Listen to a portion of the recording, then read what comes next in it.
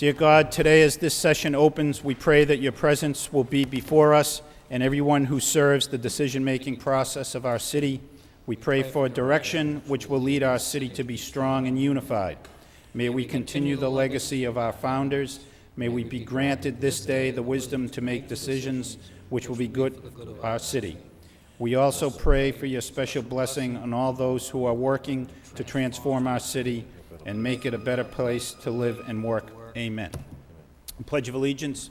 I pledge allegiance to the flag of the United States of America and to the republic for which it stands, one nation, under God, indivisible, with liberty and justice for all. Roll call. Councilor Elliott. Here. Mayor Martin. Here. Councilor Armin Mercia. Here. Councilor Rita Mercia. Here. Councilor Milanazzo. Councilor Ramirez. Here. Councilor Broderick. Here. Councilor Caulfield. Here. Councilor Donahue. Here. 8 present, 1 absent. 8 present, 1 absent. I'd like to recognize Councilor Rita Mercier, who will offer a moment of silence. Councilor Mercier. Thank you, Mr. Mayor. I'd like to offer a moment of silence in darkened chambers for 2 men that have made a substantial difference in the city of Lowell. First is Handel Matley Sr., a lifelong resident of this fine city, a veteran of World War II and the chief bugler for over 6 decades, an accomplished musician who played taps at military funerals, Veterans Day events, Veterans Square dedications, at gatherings both large and small, in all types of weather. Whenever and wherever he was needed, he was always there. The many, many hours of his time and dedication to honor each veteran was a tribute to the appreciation for the sacrifice that he had towards honoring his fellow comrades. He leaves his daughter Arlene, his 2 sons, Handel Jr. and Robert, 11 grandchildren, and 25 great-grandchildren, and 1 great-great-grandchild. A dear friend, Josie Maley. The veterans lost a dear friend in Handel Matley, and he will be truly missed. And I'd like to offer a moment of silence in darkened chambers for Dr. Gilbert M. Cogan, a pediatrician in the city of Lowell for 53 years, and my children's doctor. He was the best. He cared for 3 generations of patients. He wore kid-friendly ties and learned a half a dozen languages so that he could communicate better with his patients. He genuinely loved all his patients, and I saw his dedication firsthand. He was well respected and admired, and as his office manager said, he was a phenomenon. Yes, he truly was, and it is a sad day for all of us. He leaves behind his loving wife of 51 years, Gail, his 4 children, Ruth, Beth, Jim, and Peter, and 5 grandchildren. He will be truly missed as well. Thank you for allowing me to say this. Thank you. Would please rise in a moment of silence in darkened chambers.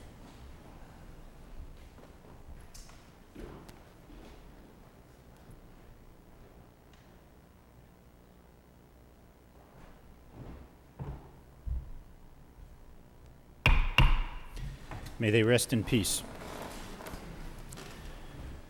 Okay, the first item on the agenda this evening is a special recognition for Army Specialist Kevin Red LaPointe, who was awarded the Child Welfare League of America Award. Before we bring Army Specialist LaPointe to the podium, I would ask Joan Matuzzi from Casey Family Services here in Lowell to come and give the council a brief explanation about the significance of the award that Kevin has received. Joan? Okay. I have had the pleasure of knowing Kevin for 5.5 years when we started our Youth Advisory Committee over at North Common Village's Family Resource Center, not too far from here. And Kevin was one of our charter members who got involved very quickly. He rolled up his sleeves and helped me tremendously in getting the program going. We went from a program of services being offered by the staff for the kids to a program where it was kid-driven, and it was now it was still a program for kids, but now the kids had a say in what was being delivered to the rest of the kids.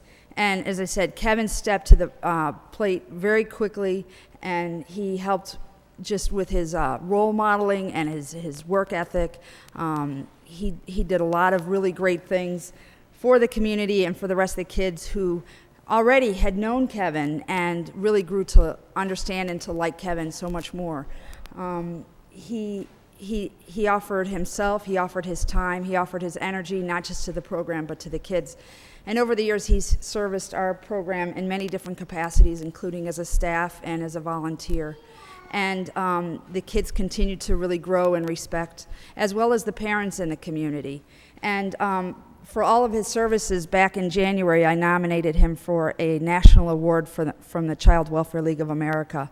And there was a grand prize winner for each of the age categories. And from the 18 to 21-year-olds, Kevin was our national winner for all the service that he has given to the residents and the children of North Common Village. And also over at George Flanagan, because he serviced as a staff member over there as well. But so Kevin has just done remarkable work and is well respected by staff, by, as I said, families, and by the kids. And I'd just like to say lastly that, you know, one of the biggest services that he's really kind of done for not just our community but for the U.S. is he joined the National Guard a few years ago, actually when he was 17, before he was actually able to even sign up. And so he's been serving this country for a couple years for his once a month, and over the summer, his couple of weeks that he has to go through boot camp. In July, he turns 21, but the day before he turns 21, Kevin is going to Fort Dix, where he's going to be getting his final training before he goes to Iraq in October or sometime this fall. So we're very sad that he's going to be leaving us, but we're very happy for the time that we've had with Kevin, and he's been just a great member of this community. So good job, Kevin.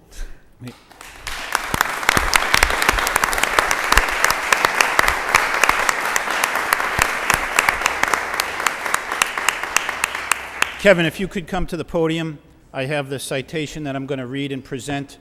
Be it hereby known to all in the City of Lowell and the Commonwealth of Massachusetts that we offer our sincere gratitude and congratulations to Army Specialist Kevin Red LaPointe for achieving the Child Welfare League of America Award. As Joan had indicated, this was the only award given in Kevin's age group throughout the entire United States. This award recognizes the contribution Kevin has given as a community leader and a peer leader and a role model. He is making this a better community through his tireless efforts for everyone in need in his own humble way. Kevin's dedication and commitment to Casey Family Services in the community exemplifies the essence of patriotism and citizenship, as does his sacrifice in serving in the armed forces of this country. The entire city extends its very best wishes and expresses hope for continued good luck and good fortune given this 12th day of June 2007 by me, Bill Martin, the mayor. Kevin, thank you for all you've done for the youth of our community. We wish you well and Godspeed in your adventures in Iraq.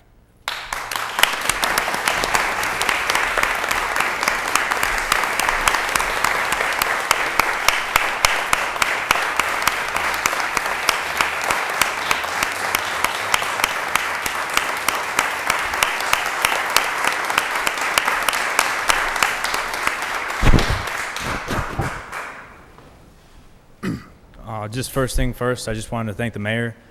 We just came down here, I think it was like 3 or 4 weeks ago, just to try and get a stop sign put up in our neighborhood, and it turned into this. So I had no idea that this was going to happen whatsoever. I wasn't expecting this at all. Second part, I just want to thank my family, my friends, Casey Family Services, and just the kids that have given us the opportunity to work at them and help change a few lives and make a lot of differences. Did you get the stop sign? Did you get it? Yes, we did. Oh, good.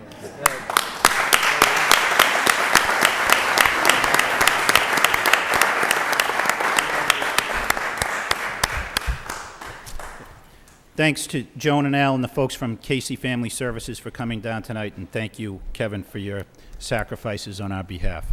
We'll move on to the the more mundane pieces of the agenda. The first item is the minutes of the May 29th meeting for acceptance. Motion to approve by Councilor Caulfield, second by Councilor Rita Mercier. All those in favor say aye. Any opposed? The minutes are accepted. Under the city manager's portion of the agenda, we have several communications in response to council motions and requests. Any questions or comments about any of those communications? Councilor Caulfield. Thank you very much, Mr. Mayor.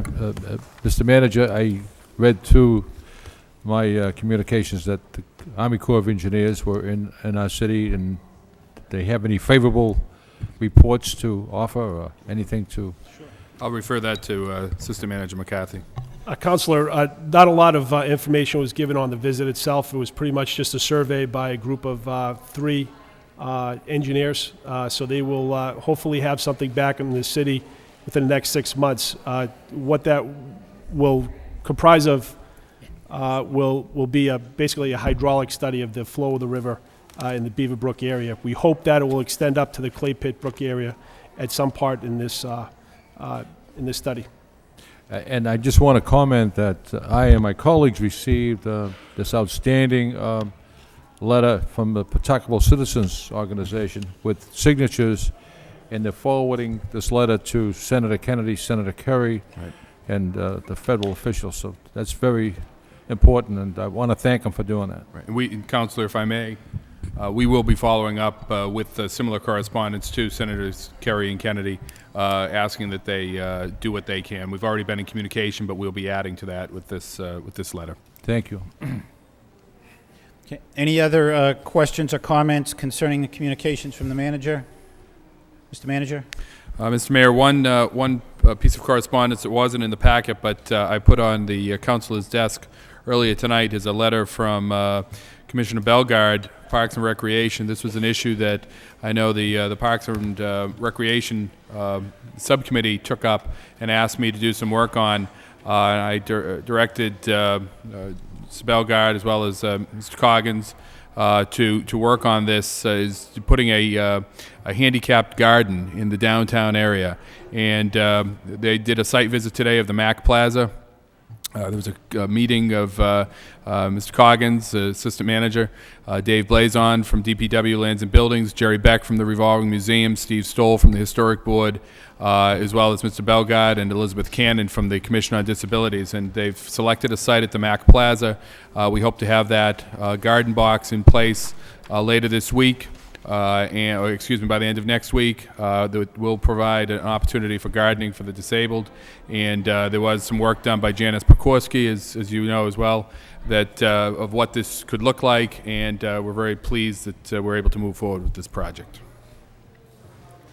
Any further questions or comments concerning communications from the manager? Okay.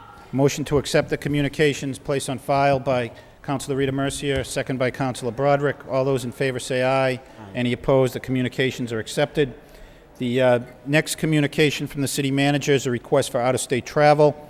Attaches a request from Ken LaValle, acting police superintendent, to send 2 employees to the Lowell Police Department for training in domestic violence. This training will take place July 29 through August 1st, Duluth, Minnesota. Funds for this request come from the violence, the violence of VOWA, which is the Violence Against Women's Act account. Any questions, I'd be happy to answer them. Bernard F. Lynn, City Manager. So move. Motion to approve by Councilor Armin Mercier, second by Councilor Broderick. Roll call. Councilor Elliott? Yes. Mayor Martin? Yes. Councilor Armin Mercier? Yes. Councilor Rita Mercier? Yes. Councilor Milonazo? Councilor Ramirez? Yes. Councilor Broderick? Yes. Councilor Caulfield? Yes. Councilor Donahue? Yes. 8 yeas, 1 absent. Okay. There is another communication from the city manager concerning his vacation.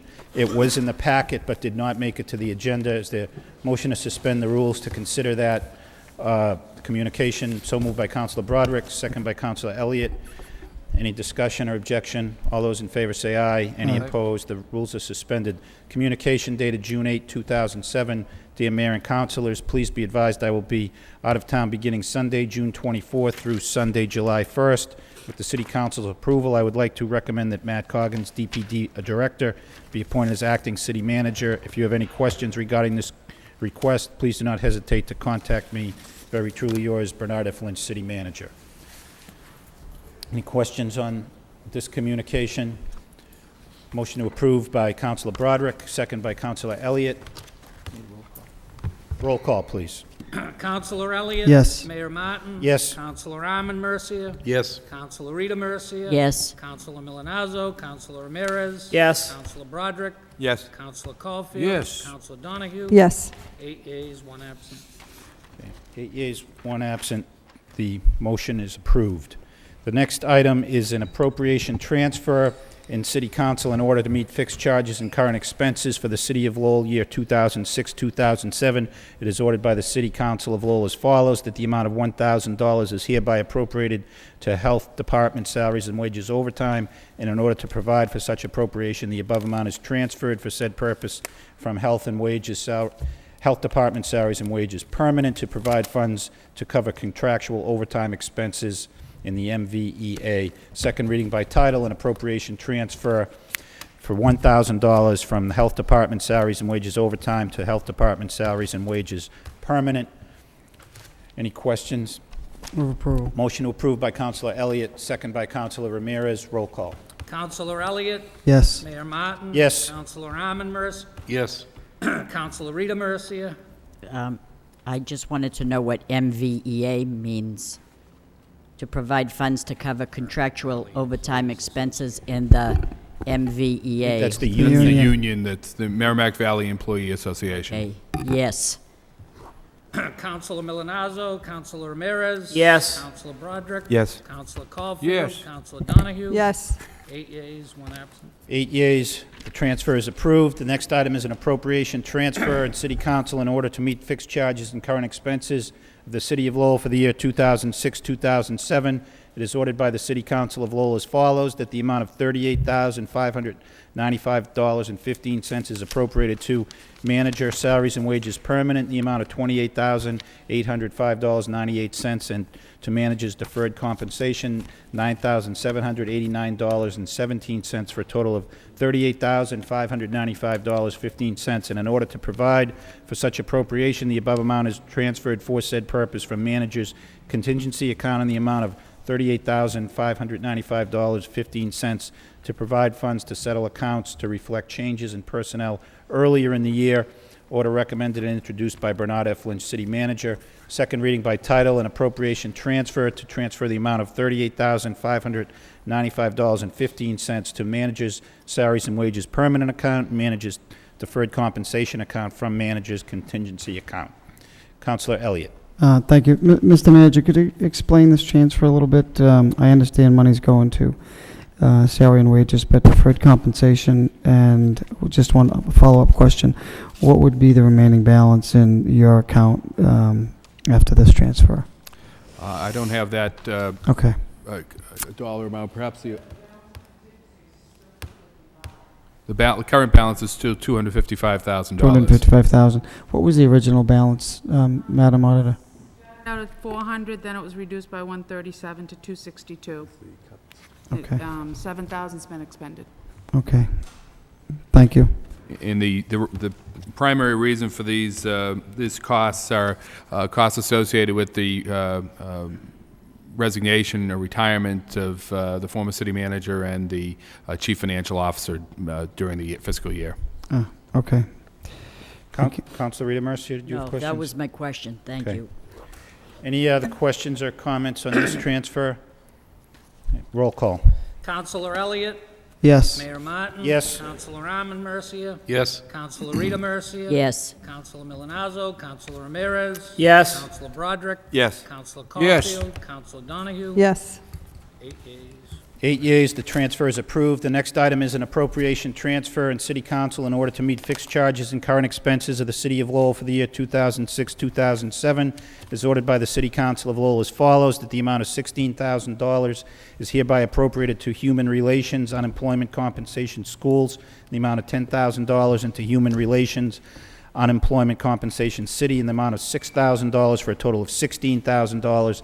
And in order to provide for such appropriation, the above amount is hereby transferred for said purpose from manager's contingency in the amount of $10,000 and from An additional manager's contingency, the amount of $6,000 for a total of $16,000 to provide funds to cover current and anticipated unemployment costs through the end of this fiscal year. Second reading by title, an appropriation transfer in the amount of $16,000 to Human Relations, Unemployment Compensation, Schools and City from Manager's Contingency Fund. Questions? Councilor Armin Mercier. Yeah, I guess the question I have is to cover current and anticipated. Can we break that up? How much is the current amount? And how did we arrive at the anticipated amount? We've actually spent $292,000, and assuming that it'll be the same for the last month, we'll need that amount to cover for the rest of the fiscal year. Okay, so between now and June 30th, there's an estimated amount that's Yes, budgeted in here? yes. Okay, thank you. Additional questions? Roll call. Counselor Elliott, Yes. Mayor Martin. Yes. Counselor Armin Mercia. Yes. Counselor Rita Mercia. Yes. Counselor Milonazo, Counselor Ramirez. Yes. Counselor Broderick. Yes. Counselor Caulfield. Yes. Counselor Donahue. Yes. 8 yeas, the transfer is approved. The next item is an appropriation transfer in City Council in order to meet fixed charges and current expenses for the City of Lowell. The year 2006-2007 is ordered by the City Council of Lowell as follows. The amount of $27,300 is hereby appropriated to fire, hazardous material compensation, and in order to provide for such appropriation, the above amount is hereby transferred to said purpose, for said purpose from fire salaries and wages holidays, $6,200, fire salaries and wages court time, $1,400, fire apparatus detail pay, $7,300, fire out-of-grade compensation, $1,450, fire salaries and wages overtime, wellness, $1,290, fire pre-retire physical, $8,500, and fire ASP clothing allowance, $1,160, for a total of $27,300 to provide funds to pay the employees their weekly hazmat compensation. Order recommended and introduced by Bernard F. Lynch, City Manager. Second reading by title. An appropriation transfer in the amount of $27,300 to fire hazardous material compensation from various fire department accounts. Total amount of $27,300. Questions on this item? Roll call. Counselor Elliott, Yes. Mayor Martin. Yes. Counselor Armin Mercia. Yes. Counselor Rita Mercia. Yes. Counselor Milonazo, Counselor Ramirez. Yes. Counselor Broderick. Yes. Counselor Caulfield. Yes. Counselor Donahue. Yes. 8 yeas. 8 yeas, the transfer is approved. Next item is an order designating the intersection of Crosby Street and Kinsman Street in the City of Lowell as the Frank J. Lambert Memorial in honor of Frank J. Lambert, whereas the city is desirous of honoring Frank J. Lambert. Now therefore it is ordered by the City Council of the City of Lowell that the intersection of Crosby Street and Kinsman Street in the City of Lowell is hereby designated the Frank J. Lambert Memorial in honor of Frank J. Lambert. Second reading by title, an order designating the intersection of Crosby and Kinsman Street in the City of Lowell the Frank J. Lambert Memorial in honor of Frank J. Lambert. Councilor Armin Mercia. Move approval. Motion to approve by Councilor Armin Mercia, second by Councilor Rita Mercia. Mr. Mayor, I just want to add to the record that Alfred Lambert did get a hold of me. This is for his uncle, Frank Lambert. He served the United States Army in World War II. He entered January 1641 all the way to November 745. He served in the European campaign in battles of northern France, Rhineland, Aideen, Central Europe. He was awarded the American Defense Medal, Victory Medal, American Theater Medal, European, African, Middle Eastern Theater Campaign Ribbon, Good Conduct Medal, and a Bronze Star with Oak Leaf. He apparently satisfied all of the requirements of the new requirements that we have for it. So it's an honor for me to bring this forward. Thank you. Thank you, Councilor. Any further discussion on Mr. Lambert? Roll call. Counselor Elliott, Yes. Mayor Martin. Yes. Counselor Armin Mercia. Yes. Counselor Rita Mercia. Yes. Counselor Milonazo, Counselor Ramirez. Yes. Counselor Broderick. Yes. Counselor Caulfield. Yes. Counselor Donahue. Yes. 8 yeas, 1 absent. 8 yeas, the order is approved. Next item is an appointment to the Lowell Commission on Disability. Dear Mayor Martin, members of the City Council, pursuant to the authority vested in me as City Manager under Chapter 75 of the Acts of 1983 and Massachusetts General Laws, Chapter 40, Section 8J in the Code of the City of Lowell, Section 2-123, I am appointing Gail A. Bartlett, 1300 Varnum Avenue, Lowell, to the Lowell Commission on Disability to a 3-year term, which term shall expire June 12, 2010, or until such time thereafter as a successor is appointed and qualified under the above referenced ordinance. Confirmation by the City Council is required and is hereby requested. I'd be happy to answer any inquiry you may have concerning this appointment.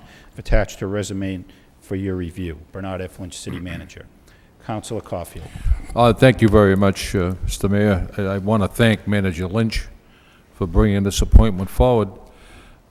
Gail Bartlett has immense dedication, leadership, and she will do an outstanding job for the Commission on Disabilities. I know she had passed in a resume earlier, but I want to thank you, Mr. Manager, for pursuing that and offering Gail Bartlett this position. She will do an outstanding job. Thank you. Thank you, Councilor. Any further discussion? Roll call. Counselor Elliott? Yes. Mayor Martin? Yes. Counselor Arman Mercia? Yes. Counselor Rita Mercia? Yes. Counselor Milonazo? Counselor Ramirez? Yes. Counselor Broderick? Yes. Counselor Caulfield? Yes. Counselor Donahue? Yes. 8 yeas, the confirmation is approved. The next item is a appointment concerning the Council on Aging. Dear Mayor Martin and members of the City Council, pursuant to the Code of the City of Lowell, Section 2-76, it is with pleasure I am appointing the following person to membership on the Lowell Council on Aging: Thomas Ciampa, 1007 Westford Street, number 8, Lowell, Mass., to fill the unexpired term of James D. Cormier, which term expires April 12, 2008, or until such time thereafter as a successor is qualified and appointed. Confirmation by the council is required for this appointment and is hereby requested. Be happy to answer any inquiry you may have. I have enclosed his request and qualifications for review. Bernard F. Lynch, City Manager. Questions on this appointment? Roll call. Counselor Elliott? Yes. Mayor Martin? Yes. Counselor Arman Mercia? Yes. Counselor Rita Mercia? Yes. Counselor Milonazo? Counselor Ramirez? Yes. Counselor Broderick? Yes. Counselor Caulfield? Yes. Counselor Donahue? Yes. 8 yeas, 1 absent. 8 yeas, 1 absent. The next item is a resolution endorsing the United States Conference of Mayors Climate Protection Agreement. Is there a motion to waive the full reading by this Motion to waive resolution? It full goes reading. on.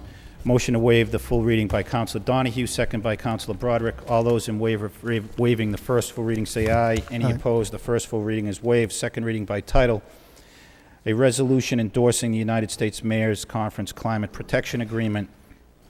Is there any question on this? Councilor Donahue. Thank you. I wholeheartedly support this resolution. I think this is an important step, and I applaud you, Mr. Mayor, and the Conference of Mayors for bringing this forward on a local level. I think it demonstrates the steps that have to be taken to address the issues that are serious as far as global warming. You know, a few years back, there was a dispute in the scientific community and the community at large whether there was such a thing, and I think today there's no dispute among the scientific community that indeed there is a phenomenon known as global warming, and that it is caused by pollutants put into the air. And I think this resolution is key because it indicates that though the United States makes up 5% of the population, we contribute 25% of the world's pollutants contributing to global warming. You know, the facts don't lie, and the Kyoto Protocol, which is an international agreement of countries to address it, though it's great on an international level, and certainly this resolution, all of the cities that have joined are urging the United States Congress to pass bipartisan legislation. It has to start on a local level. It is a ground level. If, for example, the city of Lowell doesn't support it, then you know, it's very difficult to get this type of change from the top down. It really has to start from the ground up. And so I think this resolution is very important. I think there are specific steps that we all can take. I know the administration has talked about taking steps, and I think it's an important step to address what is a serious issue in this country. So I support the resolution without any reservation. Thank you. Councilor Caulfield. No, thank you, Mr. Mayor. I agree wholeheartedly with Councilor Donahue. There is a serious problem, not only in this country, but throughout the world.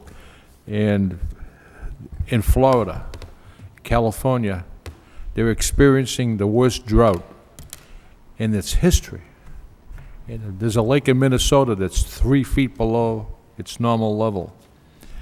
In the Antarctic and the Arctic, the polar bears are either drowning or they're starving to death.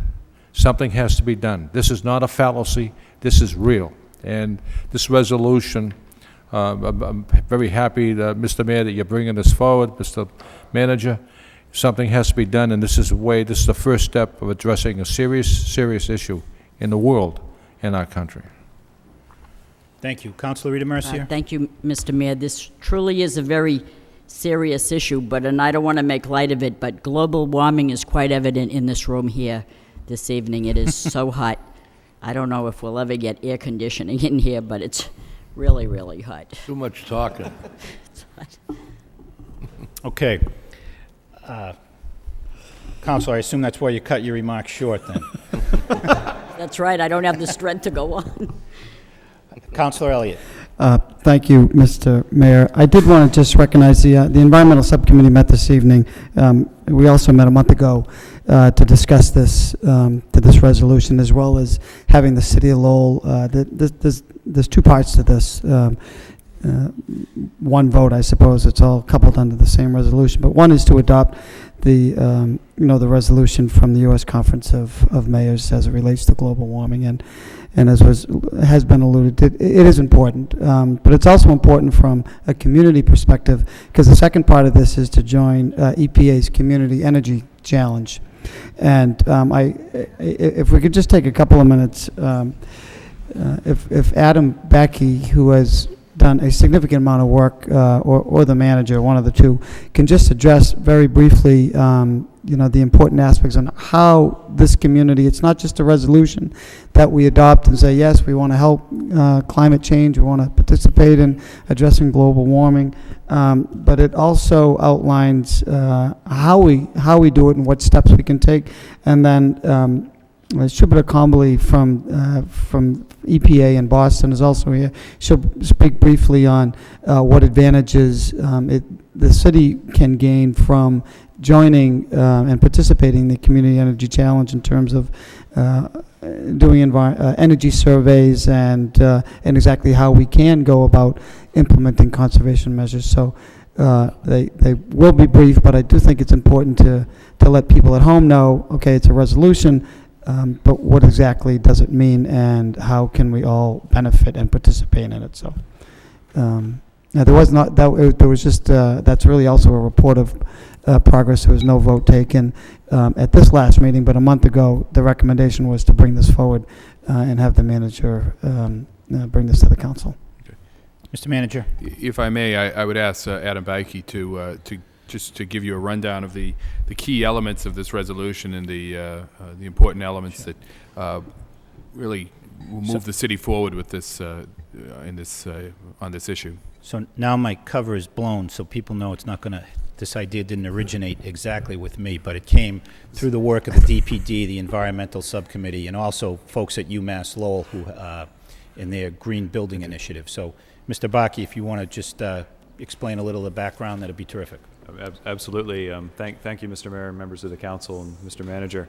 Like many of the good things that have happened in Lowell over the years, this is clearly a partnership effort, and I don't think any one person or department or even organization deserves credit. I think the important thing is that everybody is interested in trying to address this issue. I think there are three major reasons why the city should be in moving in this direction. One of them is obviously the environmental benefit, trying to conserve energy, trying to reduce our impact on global warming. The second is, frankly, to save money. As we conserve energy, we also conserve dollars. And energy costs are not going down, and so the more we can reduce our energy use, the more likely that'll have a positive impact on future budgets. And then the third one, I think, is a prestige issue for the city. This city likes to recognize that we are at the forefront of our peer cities in Massachusetts, and I think being out in front with respect to these issues will help reinforce that image for the city and reinforce the image of this council as as a real leader, a group of leaders in the community. There are about 13 points to the of substantive actions that are associated with the U.S. Conference of Mayors resolution, many of which are things that the city is already moving toward or headed in those directions, some of which are things this city council has really taken a strong leadership role on in the past. The first on the list is to inventory our global warming emissions and our energy uses so we can document existing conditions. And Assistant City Manager McCarthy is already working with a group of department heads and starting to do that type of work. The second is to adopt and enforce smart growth land use policies in the city. And the city and the city council have been recognized in past years for completely overhauling our zoning in a smart growth manner. And that's something that this council deserves a lot of credit for. There's more we can do, but we're way out in front on that issue already. Obviously encouraging transportation options, bicycling, pedestrian opportunities, carpooling, mass transit, and other transportation management issues is something we want to try to encourage. We want to increase the amount of clean, renewable energy that we actually use. It is possible to purchase energy that is renewable, solar energy, wind energy, hydroelectric energy. A lot of hydroelectric energy is generated right here in Lowell, and that's something we can take advantage of. Making energy efficiency a priority in buildings, both in terms of renovating existing buildings and in terms of new construction. We would be looking, as part of the resolution, endorsing the concept of trying to adopt a LEED standard or a similar standard for green construction for new public buildings. We'd also be looking to purchase Energy Star rated appliances and equipment where there is that choice available. The EPA runs a program to document things like air conditioners and appliances and other equipment that are more energy efficient than others. And by following and purchasing equipment that has that standard on it, we're already a step ahead. The city has already adopted as a policy that all affordable housing projects that the city supports with home funds or CDBG funds are required to be Energy Star certified units, so that the low-income homeowners who end up in those homes aren't saddled with a high energy bill on top of the other expenses of their household. We also want to work to try to increase and improve the fuel efficiency of the vehicle fleet. Obviously, municipal vehicles need to perform their primary function first, but where there is an opportunity for choice, we also want to make sure that they're as fuel efficient as possible. We all know that gas is not getting any cheaper either. We also want to look at opportunities to increase the efficiency at the wastewater plant and the water plant. Those are very high energy use facilities. And the wastewater plant has actually won awards in past years for their efforts to reduce their energy use and better manage their energy use. That's a reputation and a set of experiences that we can build on with respect to improving both of those facilities. We want to try to continue to increase recycling in the city. We have a recycling coordinator who's doing a lot of good work in that area. There's an opportunity to continue to build on that. We also, obviously, we save money on trash costs the more waste is recycled, as you all are well aware. We also want to look to try to promote urban forestry. The Lowell Parks and Conservation Trust runs a program in Lowell to plant trees, particularly public trees, in our lower income neighborhoods and our urban neighborhoods. And that's something that ultimately helps by absorbing carbon dioxide. That ultimately helps, every tree helps to reduce global warming, so that's a benefit to us as well. Also, an urban forest canopy helps to cool the city, which also reduces the need for air conditioning usage. We also want to promote educational programs for the public and for the schools, and that's something where the university can really play a strong role in being a partner with us on that. And then the final thing, which has actually been added to the U.S. Conference of Mayors resolution specific to Massachusetts, is to promote the use and purchase of energy from renewable sources through the Green Up program, which is available to homeowners and business ratepayers throughout Massachusetts. And for every person who chooses to participate in that program, every household, a certain amount of money is set aside in a grant program that's managed by the Massachusetts Technology Collaborative for the city. And when there's enough money in that fund, the city can use those funds to purchase solar panels or wind facilities or other renewable energy facilities that could then be applied to city buildings. At the moment, given the population of Lowell, we have very few people in the city, very few households that have signed up, so there's not a lot of money. But as more people become aware of it and sign up, there ultimately will be more money available to the city. So there's a double benefit. People will be using the green power, and then also the city will get some benefit from that. And then also in the resolution, as the Councilor Elliott explained, there is an endorsement of the EPA's Community Energy Challenge, and we actually have a representative from the EPA who can talk a little bit about that program for you. Thank you. Thank you, Mr. Baki. So ultimately, the Community Energy Challenge is an energy efficiency program for municipalities. The core of the program revolves around addressing building energy use, and we know that around 30% of energy consumed by buildings gets wasted. So given that an average town of about 25,000, I know Lowell is a little bit bigger than that, spends about $1 million on energy costs per year, there's a terrific amount of savings and opportunity that can be realized by taking a look at your building energy consumption. The core of the program really revolves around assessing energy use in your schools, your municipal buildings, and or your wastewater water treatment facilities. And once you get a baseline for energy use using our Energy Star Portfolio Manager tool, we ask that municipalities reduce energy use by 10%.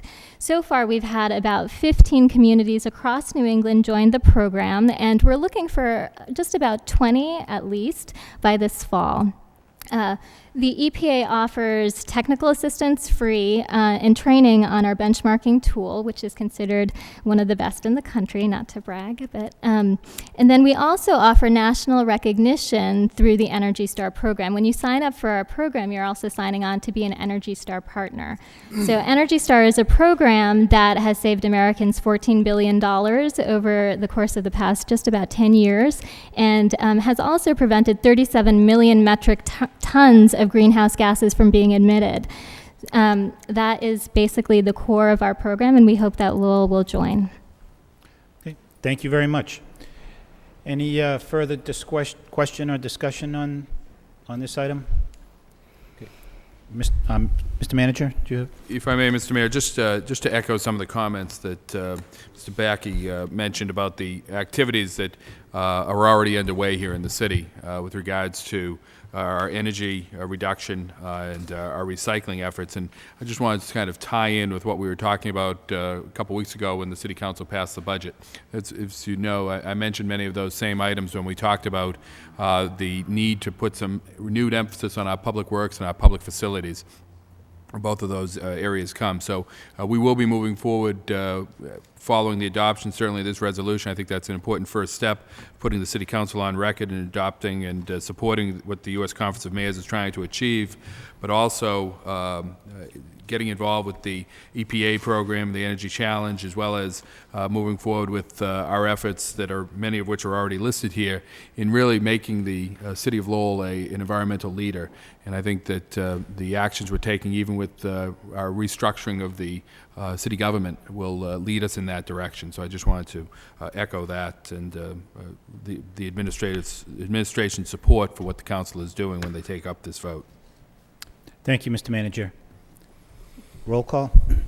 Councilor Elliott? Yes. Mayor Martin? Yes. Councilor Armin Mercia? Yes. Councilor Rita Mercia? Yes. Councilor Milonazo? Councilor Ramirez? Yes. Councilor Broderick? Yes. Councilor Yes. Caulfield? Councilor Donahue? Yes. 8 yeas. 8 yeas, the resolution is approved.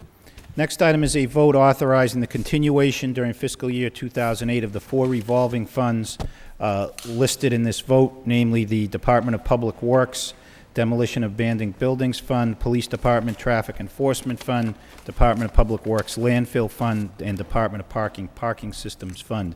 So motion to waive the full reading by Councilor Broderick, second by Councilor Caulfield. All those in favor of waiving the first full reading say aye. Any opposed? The first full reading is waived. Second reading by title, a vote authorizing the continuation during fiscal year 2008 of 4 revolving funds listed. Any discussion?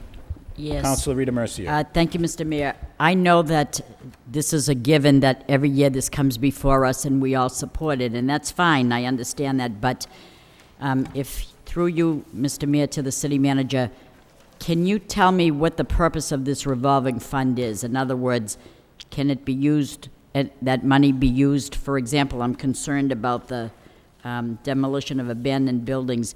Does that mean that there's $120,000 in there, or what is this? What that means, Counselor, is that under the statute, under 4453E and a half, legislative approval is needed to establish and continue any revolving funds from year to year. There has to be a specific purpose, the department has to be named, and then the other matter is that the statute requires that we provide some type of estimate of how much money will be in the fund at any one time. So in that particular case, it will be run through the Department of Public Works. Its purpose is for the demolition of abandoned buildings. Any money that comes in can be used for that purpose, but the maximum that can be spent on that is $120,000. Is there anything in there now? There's no money in There's there no now. money there, right. So this would be money that would be brought in, placed into that account, and then utilized for that purpose. So necessarily, we don't have to, You don't have appropriate $120,000. no, we don't in. have to set a certain amount of money in there and maintain it, financially maintain that level in there. That's correct. These are Okay. it's exactly as the name implies. They're revolving funds. Money comes in, money going out. And it goes there, okay. Too bad we don't have any money in the abandoned buildings fund. We certainly have some abandoned buildings I would like to see torn down. But anyways, thank you, Mr. Manager. Further discussion on this vote? Okay. Roll call. Counselor Elliott? Yes. Mayor Martin? Yes. Counselor Armin Mercia? Yes. Counselor Rita Mercia? Yes. Counselor Milonazo? Counselor Ramirez? Yes. Counselor Broderick? Yes. Counselor Caulfield? Yes. Counselor Donahue? Yes. 8 yeas. 8 yeas, the vote is approved. The next item is a vote that the City Council of the City of Lowell hereby appropriates to the capital account from the agency fund $285,575 and to close out the agency fund by June 30, 2007. Whereas during 2006-2007 fiscal year, the City of Lowell sold a series of properties within the Jackson-Appleton Middlesex Urban Renewal Plan area, and whereas the proceeds from said sales were placed in an account for use on future JAM planned activities, including acquisitions, and whereas said account has been set up as an agency fund, and whereas the city auditor has informed us that for this purpose these funds should be held in a capital account, whereas this action does not impact the city tax rate or the city budget. Now therefore, it is voted that the City Council of the City of Lowell hereby appropriates to the capital account from the agency fund $285,575 and to close out the agency fund by June 30, 2007. Been informed by the law department that the caption of this vote and the last paragraph are improperly worded, and we should entertain a motion to amend them to read as follows: that the City Council of the City of Lowell hereby appropriates to the capital account from the receipts reserved for appropriation, the JAM plan, JAM sale of property account. Is there a motion to so amend this proposal? Yes, so moved. By Motion to Councilor amend. Rita Mercier, second by Councilor Ramirez. All in favor of the amendment, say aye. Any opposed? The ordinance is amended. What's the wish of the council on taking action on the ordinance? Move approval, Motion yes. approved by Councilor Armin Mercier, second by Councilor Rita Mercier. Any further discussion? Roll call. Counselor Elliott? Mayor Martin? Yes. Counselor Armin Mercia? Yes. Counselor Rita Mercia? Yes. Counselor Milonazo? Counselor Ramirez? Yes. Counselor Broderick? Yes. Counselor Caulfield? Yes. Counselor Donahue? Yes. 8 yeas, 1 absent.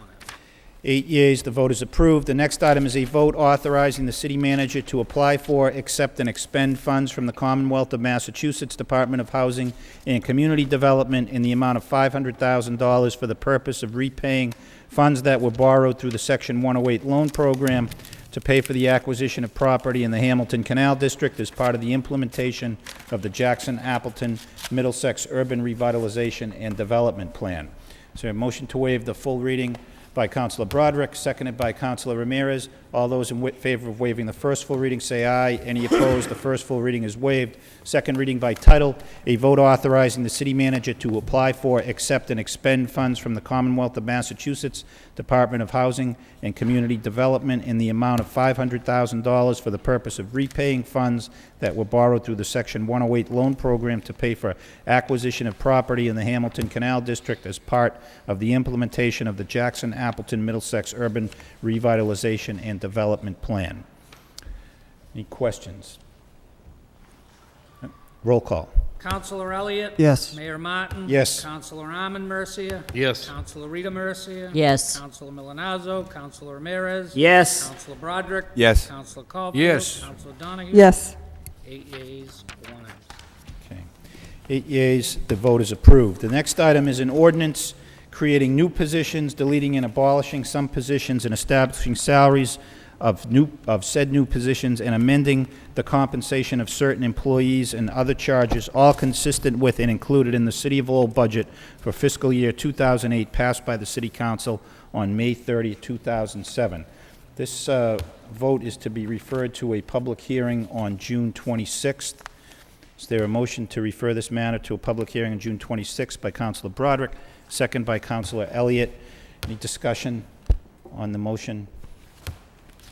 Councilor Broderick. Just real briefly, I believe the manager, you're going to be, through you, Mr. Mayor, you're going to be gone? Mr. Yes, I will Manager? be. I don't know if it would be appropriate maybe to ask you to explain if any of the key points of this before it's going to Sure. come up for a vote while you're gone, so. I'd be Well, happy. if I could just, Councilor, I mean, we are caution you that councilors should not take a position in advance of the public hearing, but I think inquiry about questions is appropriate. Okay. The meaning of provisions. Okay. If I may, councilors, this ordinance is basically implementing the budget that you approved last week, and it puts in place, removes a certain number of positions, reduces others to $1, and creates a few new positions. As you know, we're doing some restructuring that I referenced a couple minutes ago with regards to the area of public works, putting a focus on that area that I think I've explained on a number of occasions. I think the maintenance of our infrastructure is crucial to the city in the short and long term for service delivery purposes as well as cost effectiveness for the city. And I think that the issues that we were just talking about with regards to energy reduction, recycling, and maintenance of our facilities is an example of the types of things that I anticipate will be possible once when I assign Assistant Manager McCarthy to that area, and really making that a top priority of my administration. So that's certainly one element of that that's included within Appendix A of the that you see there. In addition to that, there will be clerical support that will be going to that Public Works to assist Assistant Manager McCarthy in carrying out these responsibilities that I'm putting before him. That is in essence replacing a position that was eliminated in the Public Works Department that's listed in Appendix B, the, if I may, the head administrative clerk contract administrator was reduced. The money from that position is being shifted over to the city manager's office to fund the position of executive assistant that was replacing the administrative assistant position that's moving out. So it's a one-for, as I've indicated on a number of occasions, this is a one-for-one swap in terms of actual head count, but it allows us to focus our energy in the area of public works, which is, as I said, a priority and one that I'm confident the Assistant Manager McCarthy will be able to carry out with great success. The other positions, there are a number of other positions that are being eliminated. There's positions being shifted. The finance officer and executive secretary, again, coming out of the manager's office into a separate finance office, as recommended by the Department of Revenue, is included within Appendix A. The assistant city solicitor for tax title and the paralegal for tax title are coming out of the treasurer's office. That's already happened in this fiscal year. This is just codifying that. So those are the major changes that are noted in Appendix A. Two other positions that are there, the health head clerk and the public works HVAC technician, those are changes in the actual budget document. They were listed as $1 in your document. We had the ability to move forward and fill. They were already filled because they'd been filled after the budget had been submitted to us. So this is just clarifying that for your purposes. Then, as you note in Appendix B, there's a number of positions that have been deleted or reduced to $1. Listing all the way down, there isn't anything really notable there other than, again, putting in place the changes that we made in the manager's office and the Public Works Department, as well as the Law Department, and the various reductions that we have is due to attrition or due to layoffs. I'm very happy to report that we've already cleared up a couple of those layoff positions. We've been able to identify funding sources through some grant monies. We're making some other changes, and I hope to have all of that rectified by the end of this week so that really all of the people that were laid off will receive some offer of employment with the City of Lowell so they can continue their employment with the city. So. Councilor Rita Mercier. Thank you, Mr. Mayor. Through you to the city manager. Mr. Manager, are confidential employees of the city getting a salary increase? There are no, there will not be any increases this year for cost of living for the non-union employees, nor will there be step increases at this particular time. Then why do we have one in planning and development? Why does the chief financial officer get an increase? The chief financial officer does not receive an increase this year. Chief financial officer, $106,241 is. So why would he be in there if he isn't receiving a raise? Because I don't recall him getting. That's just the transferring that position into the. That's not an increase, Councilor. That's transferring him out of the city manager's office. If you look on Appendix B, you see Assistant City Manager, Chief Financial Officer, zeroed out. Oh, you're just transferring a position somewhere else. Right, from the city manager's office into the finance office. So where does the under city manager, planning and development, assistant city manager, $109,428? That's a correction to the ordinance from last year in which a salary increase was not provided to that assistant city manager. So that's correcting an oversight from last year, or the current year that we're in. So last year, he went without a raise. So did a lot of other people, didn't they? No, everyone received a step increase midway through the year. I really don't think so, Mr. Manager. I don't think so. Confidential city employees they took a cut in 2001 and they never regained that money. I thought they were going to get a 2.5% increase, and some at 2.7. On January 1st. Of January 1st that just passed by? Yes, but he did not. So what was the salary? Was it in our budget $107,000 or $105,000 according to Step 7? For which position? For the Planning and Development Assistant City Manager. Is this to say? This was the number that was in your budget. 109,000? Yes. From 107 or 105? I'd have to go back and check that, Council, but we can get that for you. Well, I did check. I checked with the Auditor's Department, and that salary was $105,833.93. So we're going from a Step 7, and we're giving that person a $4,000 because they had maxed out without a raise in fiscal year 07. So we have steps here, and it goes to Step 7. What is Step 8? We don't have Step 8. That's correct. This indicates Step 8 then? Yes, to provide an increase there, yes. So this is the only person that never got a raise last time and everybody else did? That's correct. I find that hard to believe, but if you say so, I'll have to check that out a little bit further.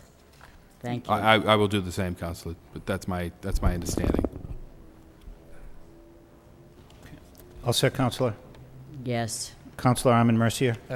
Just to clarify things, if Step 7 was 105, and this ordinance brings it to 109, that's a $4,000 increase? That's correct. Okay, and that is what it would have been in January if he would have gotten one? Was a so it's calculation not a on $2,000 that. increase, it's a $4,000 increase. That's correct. And that's to make up for the fact that there wasn't one received this fiscal year. Question I have, Mr. Manager, we have 2 assistant city managers. That's correct. And one of them is going to be transferred with the same title over to the Public Works. That's correct. And Matt Coggins is the other one for DPD. That's correct. Why would we be carrying an assistant city manager for $1? Isn't that a third position?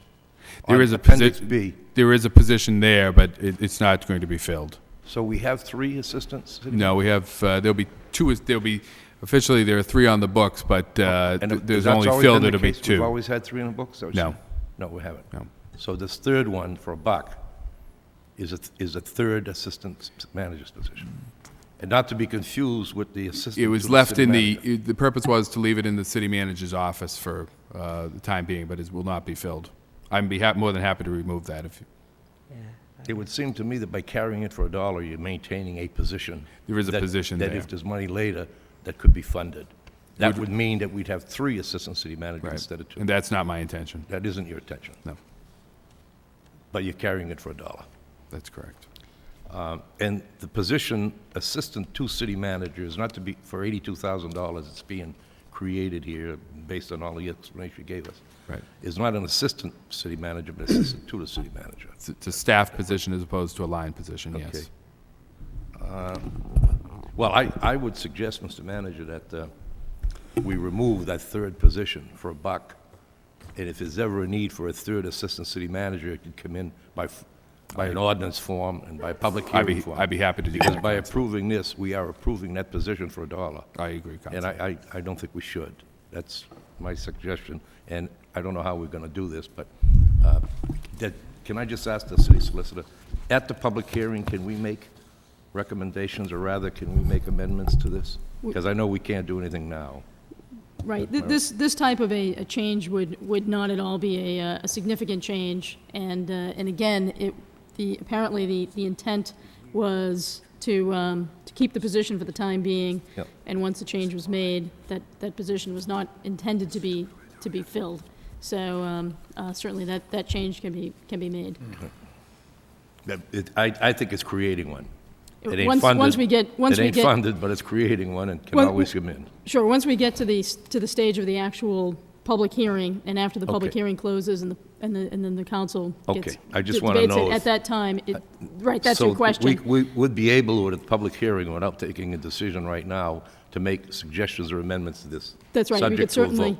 Okay. That would certainly be appropriate Okay. change to make, if the council so desired. Okay. At the conclusion of the public hearing. Okay, thank you. Thank you, Mr. Mayor. Okay. Any further discussion on this? Councilor Elliott?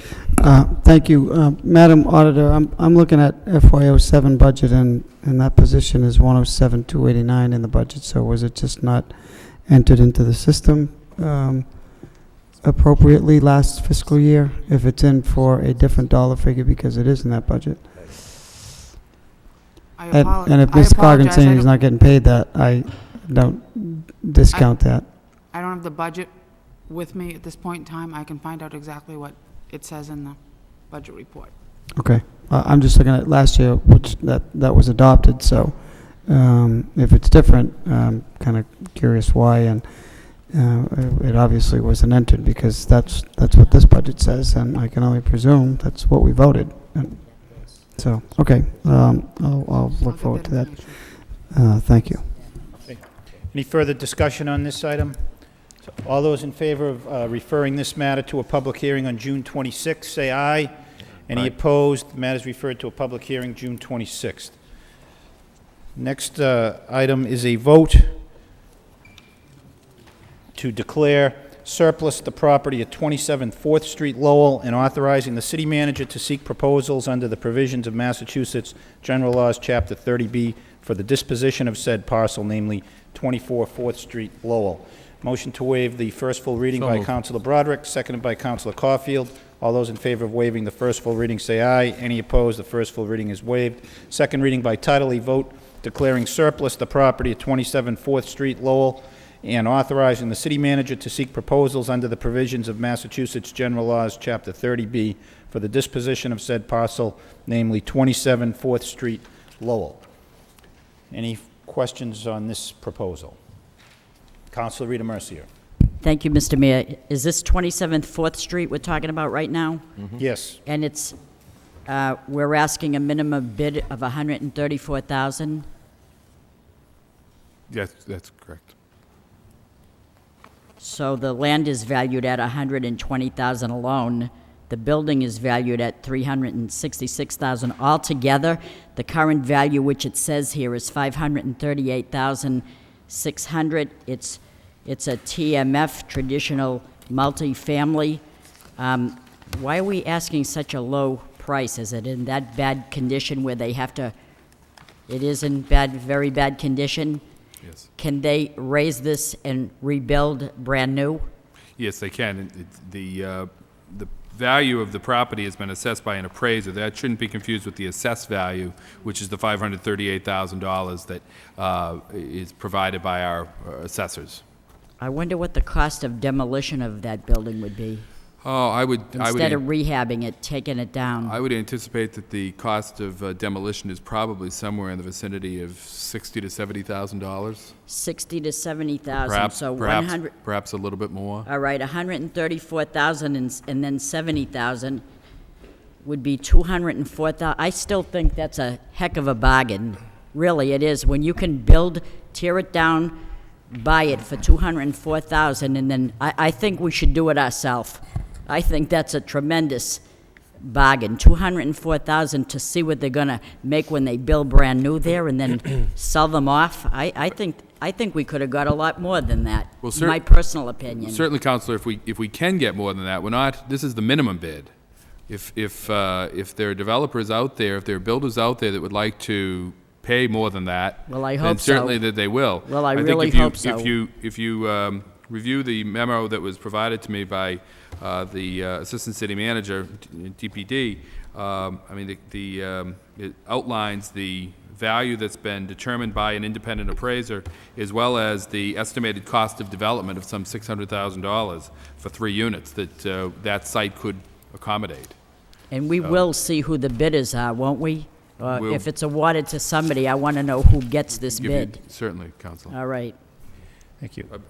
I guess, Council, I would just add, our hope is actually for historic restoration, and the building is in very difficult condition. Similar to if you had an opportunity to go through the 10th Street School that Mr. McGonigal did now maybe 4 years ago. Probably one of the finest examples of historic restoration and adaptive reuse that we've seen in probably the last 20 years. So our hope is that a successful applicant will not go the route of demolition, but will actually restore the existing structure. Hence the cost of almost $600,000 as an estimate to create 3 units. That's factored into why the appraised value came in at $134,000. The building is in very difficult shape. It has not functioned as a firehouse since 1992. I think we originally purchased the property in 1854. So there has been a serious disinvestment by the city in that structure, and it shows in the appraised value. But as with every other RFP, I mean, we will be back before this body with a recommended disposition, which obviously comes to the council for a vote. So you would see any responses that we get. And as the manager said, hopefully we get better than $134,000. That establishes what's the minimum acceptable bid. Okay, thank you. Thank you. Councilor Armin Mercier? It's interesting to note that the assessed value is $538,600, and yet a fair market value is $134,000. I would hope that people who are interested in appraisal and assessments that would take note of the fact that this is one where it's assessed considerably higher than what it's valued at. Must be because it was a city-owned building, and we're not going to get any taxes from it. Mr. Manager? We haven't challenged the assessment on this property. Okay, any further discussion on this? Councilor Caulfield? Thank you, Mr. Mayor. I can see my colleague's point of view, but I look at it as like a double-edged sword. What are we receiving for taxes right now, Mr. Manager, from that property? Zero. Zero. So if you move off the dime, you're going to get $134,000 and probably put that property on some tax revenue for the city. So it's a double-edged sword. Is the glass half full or half empty? You have to move off the dime, I think, and do something with this property. I understand that. I want the biggest bang for the buck. That's what I want. Councilor Elliott? I just want to, I agree we should get the most money that we can. How many appraisals did we get on this, Mr. Manager or Mr. Coggins? We usually... How many appraisals? We usually get how many appraisals? We usually only get 1. That's all we got in this. We only do 2 if, in fact, we're doing an eminent domain taking, but we did 1 appraisal as we would do for any other property disposition. Just 1? Okay, I just, I know sometimes, haven't we in the past, if we're bidding sending stuff out for bid, or? I think the state, So eminent domain, we go for more than one. That's But when correct. we're just going out for, to sell a piece of property, we only get one? that gives us a threshold from which we can then get the bids, and we let the market dictate what we receive in the actual proceeds from the sale. Okay, thank you. Right. Roll call on the vote to declare the property surplus and establish the minimum bid. Counselor Elliott? Yes. Mayor Martin? Yes. Counselor Armin Mercia? Yes. Counselor Rita Mercia? Yes. Counselor Milonazo? Counselor Ramirez? Yes. Counselor Broderick? Yes. Counselor Caulfield? Yes. Counselor Donahue? Yes. 8 yeas, 1 absent. 8 yeas, the vote is approved. The next item is a vote declaring surplus the property at 95 West 6th Street, Lowell, and authorizing the city manager to seek proposals for disposition thereof under the yard sale program adopted by the city council on June 9, 1998.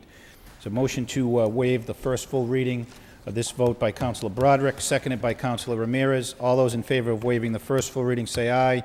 Any opposed? The first full reading is waived. Second reading by title, a vote declaring surplus the property at 95 West 6th Street, Lowell, and authorizing the city manager to seek proposals for the disposition thereof under the yard sale program adopted by the city council on June 9, 1998. Discussion on this proposal. Move approval on Motion this. approved by Councilor Rita Mercia, second by Councilor Ramirez. Roll call, please. Counselor Elliott? Yes. Mayor Martin? Yes. Counselor Armin Mercia? Yes. Counselor Rita Mercia? Yes. Counselor Milonazo? Counselor Ramirez? Yes. Counselor Broderick? Yes. Counselor Caulfield? Yes. Counselor Donahue? Yes. 8 yeas. 8 yeas, the vote is approved.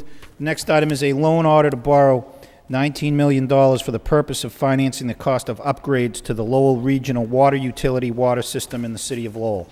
This item also is to be referred to a public hearing on June 26th. Motion to so refer by Councilor Armin Mercia, second by Councilor Ramirez. Discussion on the motion? I just have one question, Councilor Mr. Caulfield. Mayor, to the manager. The storage tank on top of Beacon Hill, or Beacon Street, rather, in Centerville. This says we're replacing a 400,000 gallon tank on the 10th Street water storage tank. That's not the same tank, is it? We spent millions of dollars on the storage tank up there years ago. Not the same tank? Okay. Okay. Any further discussion? All those in favor of referring this matter to a public hearing on June 26th, say aye. Any opposed? The matter is referred to a public hearing on June 26th.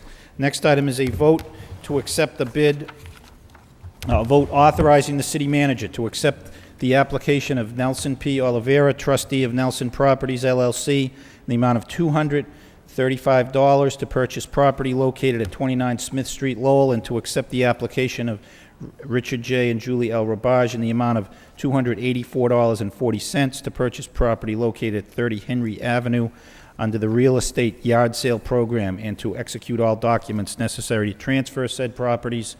Motion to waive the full reading by Councilor Ramirez, seconded by Councilor Elliott. All those in favor of waiving the first full reading say aye. Any opposed? The first full reading is waived. Second reading by title, a vote authorizing the city manager to accept the application of Nelson Oliveira, trustee of Nelson Properties, LLC, in the amount of $235 to purchase property located at 29 Smith Street, Lowell, and to accept the application of Richard J. and Julie L. Rabage in the amount of $284.40 to purchase property located at 30 Henry Avenue, Lowell, under the real estate yard sale program, and to execute all documents necessary for the transfer of said properties. What's the wish of the council? Councilor Armin Mercia? I just have a question. In the package, there's usually a a need assessment summary, and I noticed that NR means no response from various departments. Is that acceptable, Mr. Manager, when you send a need assessment to the various departments? For instance, somebody will suggest that a yard sale take place. Somebody says, we don't need the property. But I noticed there are a couple of people who just have no response. For instance, school department, no response. Is that acceptable? I mean, shouldn't they say yes or no? Well, if we don't hear from Assuming- them, and we just assuming assume that it's they're no. not interested at Okay. all. Thank you. But certainly, there's nothing nearby that the school department has any need for. I'm Same assuming a no response means just that. Right. They're not interested. They're not interested. Okay. Any further discussion? Roll call. Counselor Elliott? Yes. Mayor Martin? Yes. Counselor Armin Mercia? Yes. Counselor Rita Mercia? Yes. Counselor Milonazo? Counselor Ramirez? Yes. Counselor Broderick? Yes. Counselor Caulfield? Yes. Counselor Donahue? Yes. 8 yeas, 1 absent. 8 yeas, the vote is approved. The next item is a vote authorizing the city manager to accept the application of the House of Hope Housing, Inc. in the amount of $375,000 to purchase property located at 172 Lakeview Avenue under the Homework Program and to execute all documents necessary for the transfer of the property. Motion to waive the full reading of this vote by Councilor Elliott, second by Councilor Broderick. All those in favor of waiving the full reading say aye. Any opposed? The full reading is waived. Second reading by title, a vote authorizing the city manager to accept the application of House of Hope Housing, Inc. in the amount of $375,000 to purchase property located at 172 Lakeview Avenue, Lowell, under the Homework Program and to execute all documents necessary for the transfer of the property. It's the wish of the council. I have a question. Councilor Armin I Mercia. keep hearing roll call to my left over here, but I'm not Not paying me. attention to him.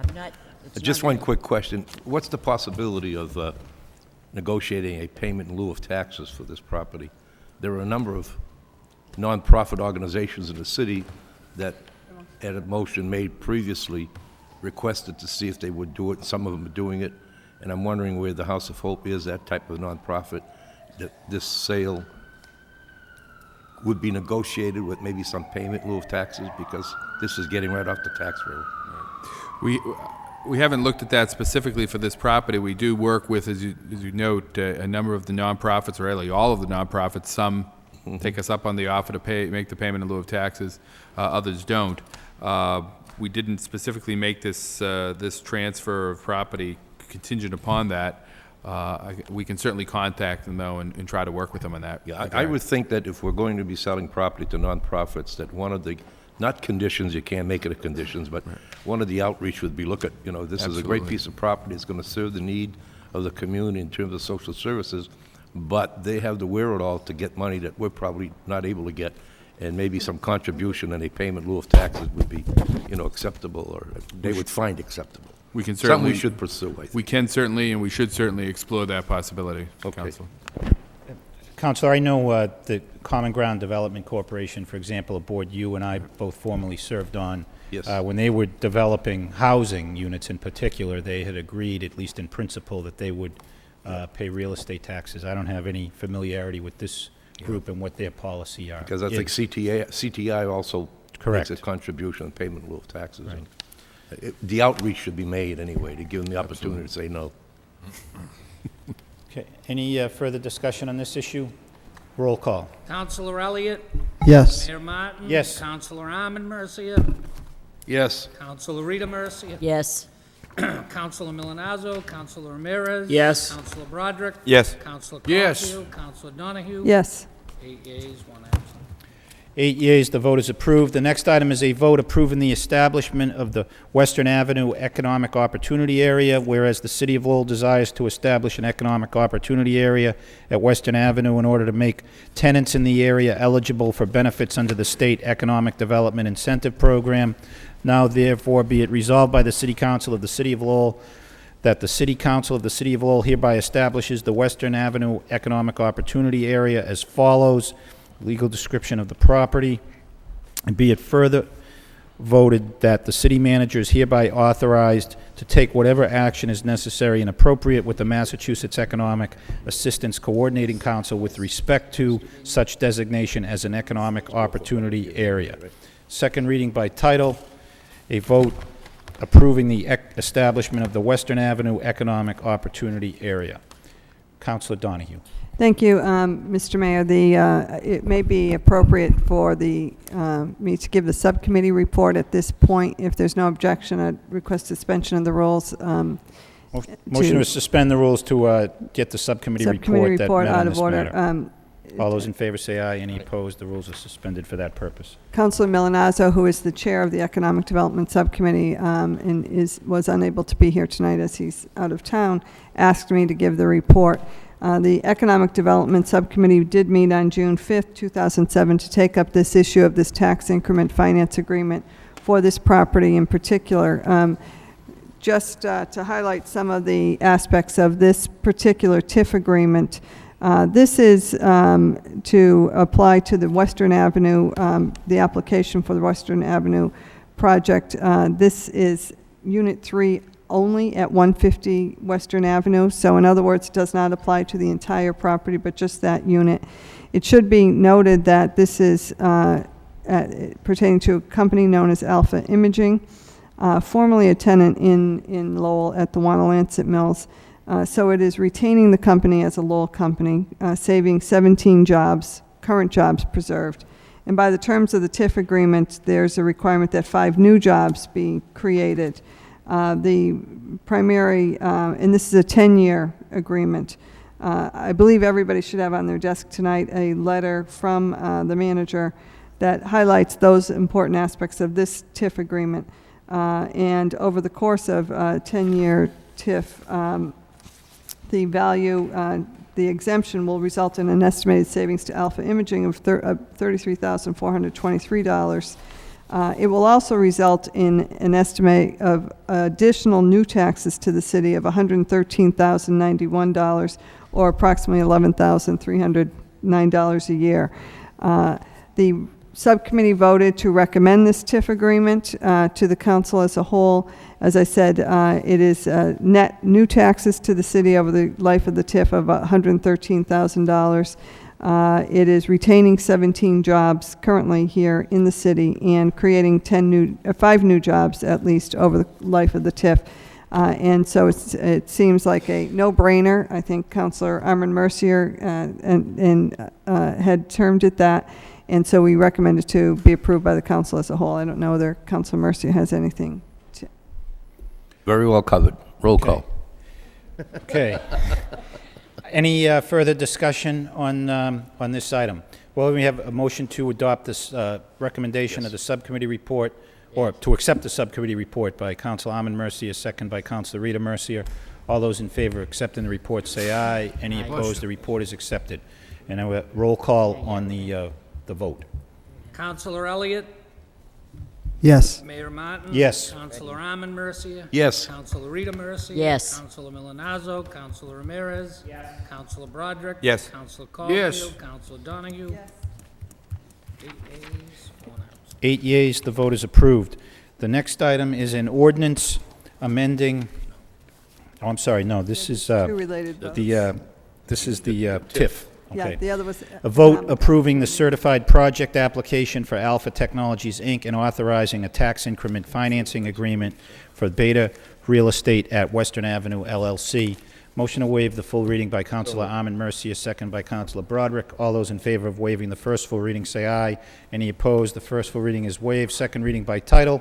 A vote authorizing the approving a certified project application for Alpha Technologies, Inc., and authorizing a tax increment financing agreement for Beta Real Estate at Western Avenue, LLC. Any discussion on this motion, on this vote? Okay, roll call. Councilor Elliott? Yes. Mayor Martin? Yes. Councilor Armin Mercier? Yes. Councilor Rita Mercier? Yes. Councilor Milonazo? Councilor Ramirez? Yes. Councilor Broderick? Yes. Councilor Caulfield? Yes. Councilor Donahue? Yes. 8 ayes, 1 absent. Okay. The next item is an ordinance amending the Code of Ordinances, City of Lowell, Massachusetts, with respect to Chapter 19 thereof, entitled Vehicles for Hire. These are lengthy amendments to the taxi ordinance that go on for some 30 pages or so. This matter also is to be referred to a public hearing on July 12th. So motion to waive the first full reading by Councilor Broderick, second by Councilor Ramirez. All those in favor say aye. Any opposed? The first full reading is waived. So this matter gets referred to a public hearing July 12th. Mr. Manager, do you have comment on this?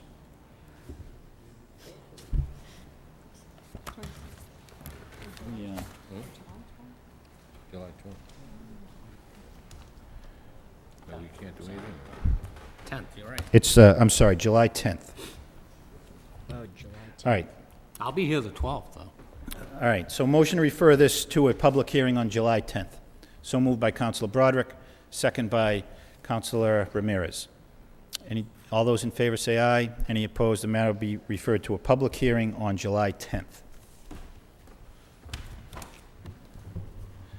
Okay, the next item is a vote authorizing the city manager to execute an amendment to a lease agreement between the Lowell Arena and Civic Stadium Commission, acting on behalf of the City of Lowell and the Lowell Devils LLC at the Paul E. Songus Arena. Whereas the City Council, by vote dated June 20, 2006, approved a lease agreement between the Lowell Arena and Civic Stadium Commission and the Lowell Devils, dated June 22, 2006, with respect to use by LSG of the Paul E. Songus Arena for the Lowell Devils American Hockey League team for its professional hockey games. And whereas pursuant to Section 6B of the lease agreement, the city must appropriate an annual amount of $250,000 to satisfy the Arena Commission's obligation pursuant to the lease agreement. Whereas the city is experiencing serious financial constraints, including but not limited to appropriating the necessary funds to satisfy the Arena Commission's obligations pursuant to the lease agreement, and whereas the Lowell Devils desire to assist the city in meeting its appropriation by an additional payment of $125,000, $62,500 on or before August 30, 2007, and $62,500 on or before January 15, 2008. Whereas the Lowell Arena and Civic Stadium Commission has voted to approve and recommends approval by the Lowell City Council of the amendment to the lease agreement. Now therefore be it voted by the City Council of the City of Lowell as follows: that the City Council, in accordance with Chapter 325, Section 5B of the Acts of 1994 as amended, hereby approves the amendment to the lease agreement between the Lowell Arena and Civic Stadium Commission, acting on behalf of the City of Lowell and the Lowell Devils LLC, by providing that, in addition to the payments required under Section 6A of the lease agreement, the Lowell Devils shall pay the city the sum of $125,000, $62,500 on or before August 30, 2007, and $62,500 on or before January 15, 2008. Said amendment shall be in the form or substantially the form attached hereto and marked Exhibit A, and be it further voted that the city manager is hereby authorized to execute any and all documents that may be required in connection with said amendment to the lease agreement. What's the wish of the council? Move approval. Motion to approve by Councilor Armin Mercia, seconded by Councilor Ramirez. Any discussion? Roll call. Councilor Elliott? Yes. Mayor Martin? Yes. Councilor Armin Mercia? Yes. Councilor Rita Mercia? Yes. Councilor Milonazo? Councilor Ramirez? Yes. Councilor Broderick? Yes. Councilor Caulfield? Yes. Councilor Donahue? Yes. 8 yeas, 1 absent. 8 yeas, the vote is approved. The next item is a vote authorizing the city manager to execute a one-year amendment to a lease agreement between the Lowell Arena and Civic Stadium Commission, acting on behalf of the City of Lowell and the University of Massachusetts Lowell. Whereas the City Council, by vote dated December 31, 1997, approved a lease agreement between the Lowell Arena and Civic Stadium Commission and the University of Massachusetts Lowell with respect to the use by UMass Lowell Riverhawks of the Paul E. Songus Arena for NCAA college hockey games, and whereas certain provisions of the current lease agreement with the university have not been satisfied, and whereas the Commission is desirous to satisfy its existing lease obligations as well as accommodate the changing needs of the university and its Division I hockey program, whereas the Lowell Arena and Civic Stadium Commission has voted to approve and recommends approval by the City Council of a one-year amendment to the lease agreement to contain the terms and conditions as recommended by the Arena Commission. And whereas the Lowell Arena and Civic Stadium Commission has voted to approve and recommends approval by the City Council of such one-year amendment to the lease agreement, now therefore be it voted by the City Council of the City of Lowell as follows: that the City Council, in accordance with Chapter 325, Section 5B of the Acts of 1994, as amended, hereby approves the proposed amendment to the lease agreement between the Lowell Arena and Civic Stadium Commission, acting on behalf of the City of Lowell and the University of Massachusetts Lowell. And be it further voted that the city manager is hereby authorized to execute a one-year amendment to the existing lease by incorporating the terms and conditions recommended by the Lowell Arena and Civic Stadium Commission as set forth in Attachment A, and further to execute any and all documents that may be required in connection with said one-year amendment to the lease agreement. Second reading by title, a vote authorizing the city manager to execute a one-year amendment to the lease agreement between the Lowell Arena and Civic Stadium Commission, acting on behalf of the City of Lowell and the University of Massachusetts Lowell. Councilor Elliott. Thank you, Mr. Mayor. Through you, the city manager. Mr. Manager, I'm going to support this because it's a one-year lease and it keeps the university at the arena, which which is important, which is what we want. How does this differ from leases that we've had in the past? And the city clearly benefits from keeping the university playing at the arena, and we want to continue to work with them. But how does this differ in terms of? I see there's advertising. I see that there's concessions that go to the university, and there's also advertising revenue, that additional revenue that the city will gain from not the scoreboard, from the sign out front. Is that right? That's correct. The major changes, Councilor, are that right now the university receives 15% of the sale of concessions on the nights that when their games are being played. This changes it to 100% of the gross commissions, so that's a substantial increase. But you'll notice that in the report that the Arena Commission provided, that there are some issues regarding the advertising space, that the university was to receive some revenue that they have not received it for a couple of years, few years now, so that this is a way of trying to make up some of that. In addition, the university had been paying for an operations manager. That position has been left vacant for the past couple of years, and they've paid the $50,000 subsidy for this position. That will no longer be paid under this one-year lease agreement. A change in terms of revenue for both the city and the university is we have the electronic message center out in the front of the arena that has been, the money that's been realized from the sale of that advertising has gone towards the payment of the construction costs of the center. Under this lease agreement for the 1 year, when those construction costs are paid off, the university and the city will divide all of the net proceeds on a 50-50 basis. So that's money both to the city and to the university. The other changes that are made are that the commission is going to work through SMG to avoid any AHL university double headers in which there are both entities play games on the same day.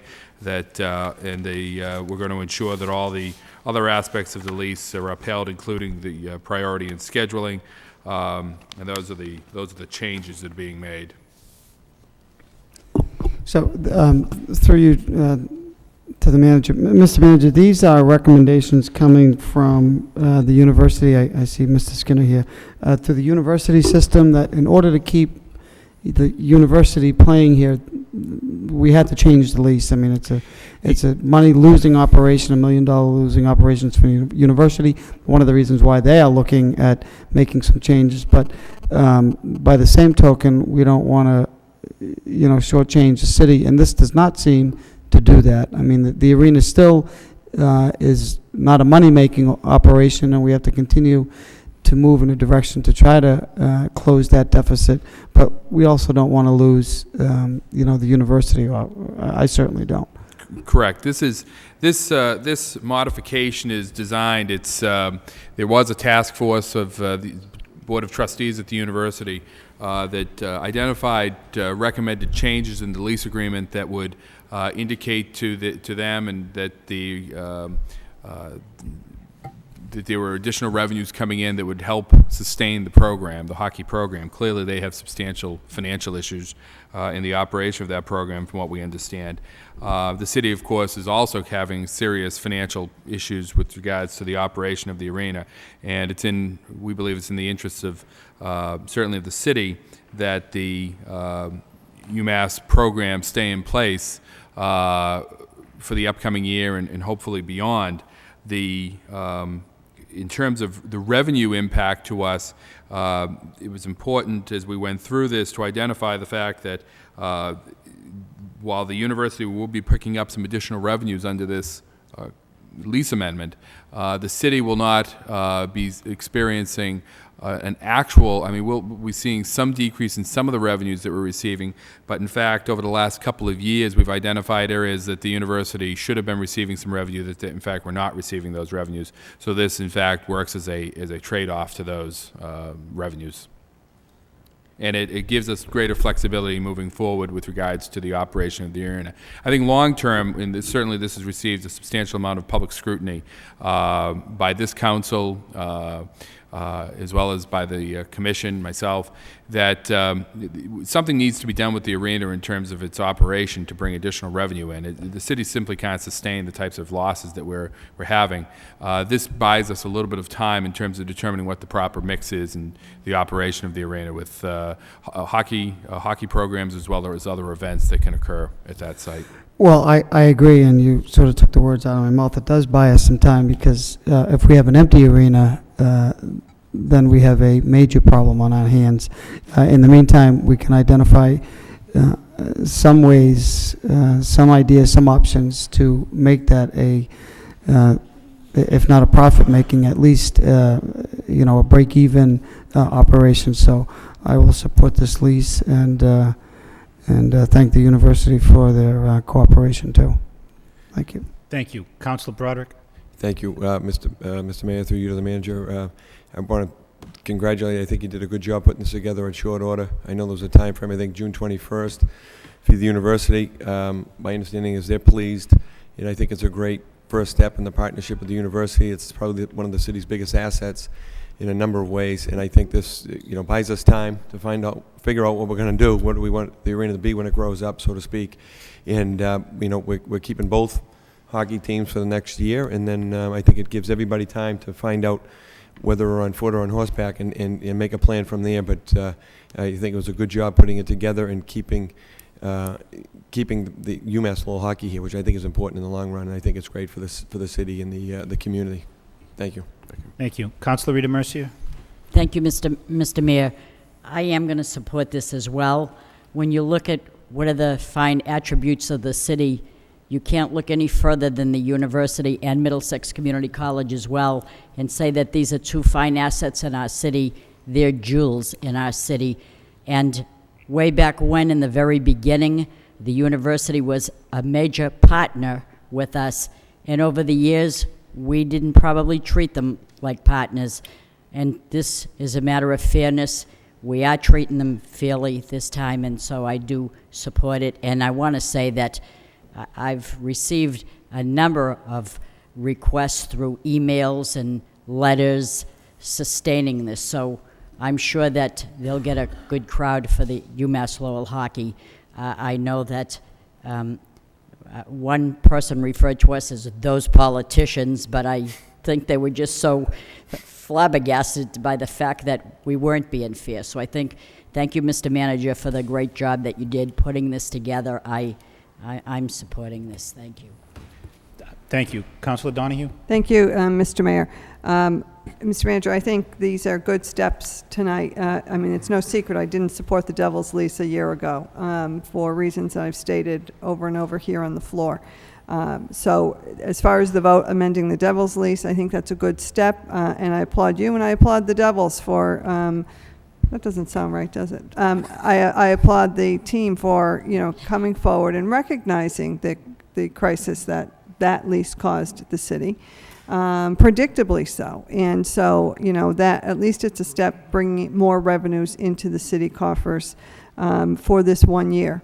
With regard to the university, let me say that going back to the origination of the arena, this was indeed built in partnership for the home for UMass hockey. It wasn't built for the American Hockey League initially. That came second, actually. The initial partnership was with the state, and the state put up 24 of the $28 million that made the arena possible.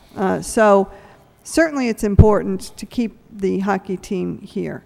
One of the concerns I had certainly was that we can't give away what we don't have. So in other words, we had given away the store to the Devils a year ago, all of the advertising revenues and so forth. You can't give away half of nothing. And so I think this gives us an opportunity to reestablish that partnership with the university. It buys us all a year to see where we stand a year from now. I'm encouraged that the Arena Commission has also, again, representing the city, The commission represents the city, doesn't represent the university, doesn't represent the Devils, but represents the city. And I think there's an attempt at fairness here with regard to the university, which is how the arena started to begin with. So I certainly will support this because I think it makes sense. We're not giving away what we don't have. It's recognizing that we have another year to see where we stand. And I also would suggest and urge the university to partner with us on all fronts. And in other words, what I'm saying is, you know, let's talk about the advertising revenues. Maybe the joint efforts of the city and the university can generate more revenues for both. The same is true of the electronic message center on the outside of the building. And by the way, when is that paid off, Mr. Manager? I believe that's November. Of this year? Correct. All right. So, you know, I would, you know, it's my understanding the university has a department that can help in marketing and so forth. And so, you know, even, you know, again, the partnering on that center, I would encourage the university to use their talents and staff and all to help market that better, bringing in more revenue. So I mean, I think this can be a win-win for both the city and the university. I think it's abundantly clear that the city is sending a message to the Board of Trustees that the city values having the hockey team as a tenant. The city would want to keep the hockey team as a tenant, and we can hope that the University Board of Trustees likewise will make a commitment to the city, because we've made a commitment here tonight by approving this amendment. Thank you. Councilor Ramirez? Thank you, Mr. Mayor. I was hoping that maybe when you think it's appropriate, maybe we can hear from Mr. Skinner, who's been here patiently listening to the discussion. So if nobody minds, maybe we can hear from him. I know there are a couple other councilors want to be heard. Maybe we take those comments first, and then Mr. Councilor Caulfield, do you? I'll be very brief, and I don't want to be redundant. I think what I'm going to say has been said before, but without the Commonwealth of Massachusetts, without UMass Lowell, we wouldn't have an arena. It wouldn't be even be there. Between UMass Lowell and the state, they invested $24 million. I think the best years for UMass Lowell are ahead of us. And I think under Chancellor Meehan's leadership and the trustees, I think UMass Lowell is going to really go forward in the 21st century. We've been partners with UMass Lowell for decades, and that partnership should continue. That's all I have to say. Thank you. Councilor Armin Mercia? Thank you. Very briefly, I think it's a major step. It buys us some time to reevaluate and take a look at the arena, its future, not only in terms of how well it is for the city, will continue to be, but how best to have it managed. We needed that time, and I think that this is a major breakthrough to at least give us some breathing room. There's a subcommittee in place that's going to take a look at all these issues, and I just want to remind Mr. Skinner that as an old insurance man, when the case is closed, close it. Thank you, Mr. Mayor. All right. Motion to suspend the rules by Councilor Ramirez, second by Councilor Elliott, to hear from Mr. Skinner. All those in favor say aye. Any opposed? Mr. Skinner, thank you for your patience. Oh, my pleasure, Mr. Mayor, Mr. City Manager, members of the City Council. Thank you. That's a boy. That's it. Roll call. This has been since January 31st, we have been working with our Board of Trustees to convince them that with the energy of a new chancellor and a renewed sort of relationship with the city, that we could make that program flourish. And I want to follow on your comment, Mr. Caulfield. We think our best days are ahead, and I'm very grateful for this. It's been, Chris will know, it's been an entertaining process, but I thank you all very much. This is a very significant moment for us. Thank you. Okay. And thank you for your work on this issue too, Mr. Skinner. It's been very helpful. All right. Any further discussion on this? Roll call. Roll call. Councilor Elliott? Yes. Mayor Martin? Yes. Councilor Armin Mercia? Yes. Councilor Rita Mercia? Yes. Councilor Milonazo? Councilor Ramirez? Yes. Councilor Broderick? Yes. Councilor Caulfield? Yes. Councilor Donahue? Yes. 8 yeas, 1 absent. 8 yeas. The vote is approved. The next item is a vote authorizing the city manager to execute a utility easement from the city of Lowell to David T. Blazon, William Blazon, John Blazon, and Mary Blazon for the construction and installation of sewer utility lines on Douglas Road in vacant land hereinafter called Park Lot in said Lowell. Be it voted by the City Council of the City of Lowell as follows, that the city manager be and hereby is authorized to execute a utility easement from the City of Lowell to David T. Blazon, William Blazon, John Blazon, Mary Blazon for the construction and installation of sewer utility lines on Douglas Road in a vacant lot hereinafter called the Park Lot in said Lowell. Said easement shall be in the form substantially attached hereto. Be it further voted that any cost of recording the vote, easement, and related plans shall be at the grantee's expense. Second reading by title, a vote authorizing the city manager to execute a utility easement from the City of Lowell to David T. Blazon, William Blazon, John Blazon, and Mary Blazon for construction and installation of sewer utility lines on Douglas Road in vacant land hereinafter called the Park Lot in the City of Lowell. Any questions? Roll call. Councilor Elliott? Yes. Mayor Martin? Yes. Councilor Armin Mercia? Yes. Councilor Rita Mercia? Yes. Councilor Milonazo? Councilor Ramirez? Yes. Councilor Broderick? Yes. Councilor Caulfield? Yes. Councilor Donahue? Yes. 8 yeas, the vote is approved. There is an additional item the managers brought forward, request a suspension of the rules. This would allow a school department employee to accept a position in the Parks and Recreation Department as a time-sensitive issue. Motion to suspend the rules for that purpose. Councilor Donahue, seconded by Councilor Elliott. All those in favor of suspending the rules say aye. Any opposed? The rules are suspended. For the purpose of this vote, I will vote a vote approving the exemption of Michael Jarvis from the provisions of Mass General Laws, Chapter 268A, Section 20, whereas Michael Jarvis is employed by the City of Lowell School Department as a teacher, and whereas Michael Jarvis desires to accept a position with the Parks and Rec Department as an assistant water coordinator, whereas in order to be employed in a second position with the city, an exemption from the provisions of Section 20 of Chapter 268A is required, whereas in order to qualify for such exemption, an employee must satisfy all of the conditions of said Chapter 260A, Section 20B, whereas the position of Assistant Water Coordinator with the Parks and Recreation Department is completely within a completely independent department, whereas Michael Jarvis has filed a statement disclosing the second job with the city clerk, whereas the second job will be performed outside the normal working hours of the first position, whereas the services to be performed in the said Parks and Rec Department as an assistant water coordinator are not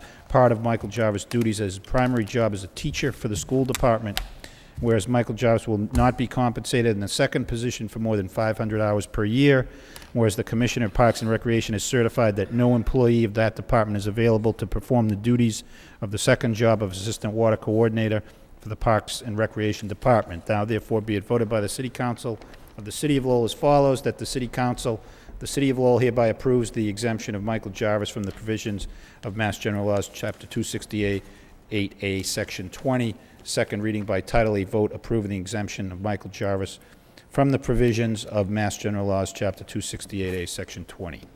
Move approval. Motion approved by Councilor Armin Mercier, second by Councilor Rita Mercier. Any discussion? Roll call. Councilor Elliott? Mayor Martin? Yes. Mayor Martin, Councilor Armin Mercia? Yes. Councilor Rita Mercia? Yes. Councilor Milonazo? Councilor Ramirez? Yes. Councilor Broderick? Yes. Councilor Caulfield? Yes. Councilor Donahue? Yes. 8 yeas. 8 yeas, the vote is approved. We've already had 2 subcommittee reports this evening. Are there additional subcommittee reports? Councilor Donahue. Thank you. The Subcommittee on Cultural Matters and Issues met on June 5th, 2007. That was to take up the updated, or the report on Lowell's Cultural Development Plan, or the Cultural Plan for Lowell. You may recall that back when Councilor Mercier was mayor, he established a task force on cultural matters that has been meeting since over the past couple of years. Part of the process, the Lowell plan through the task force had offered to pay for a consultant to update Lowell's cultural plan, which has not been done since the 1980s.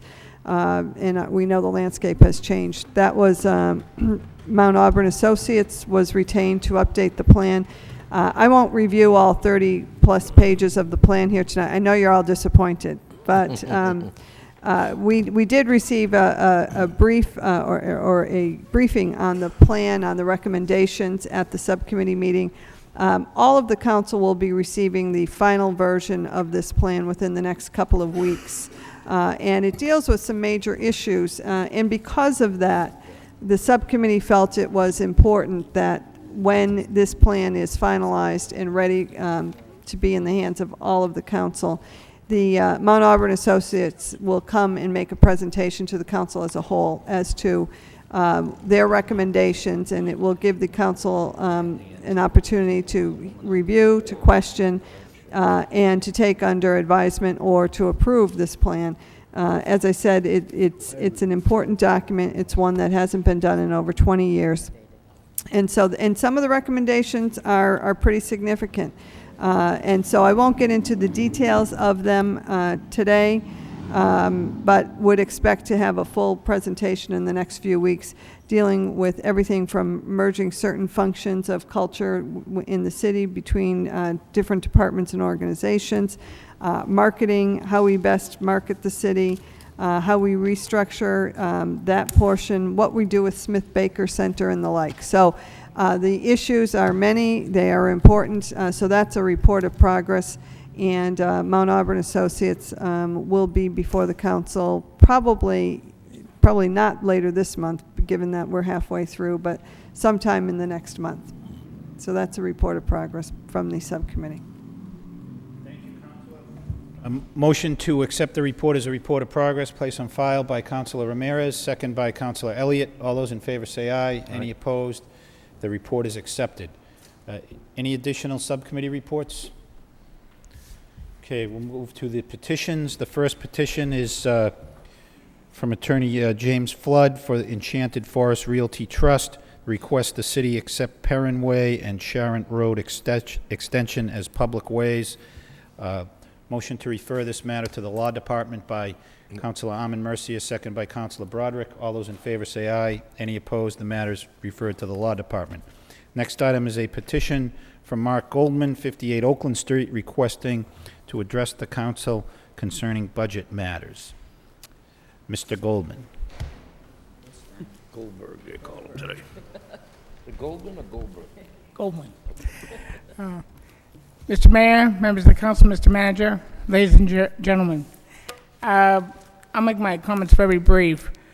When I spoke on the budget issues during the public hearings, I spoke on a variety of issues that I believe top priority. Parks, particularly our infrastructure, the Department of Public Works, DPD, and the License Commission, and a couple of others. And I just want to deal with a couple of things. As I said earlier, during those budget things, I appreciate the city manager giving a very detailed financial outlook as to the future of what we're facing financially, and retroactive to the last few years.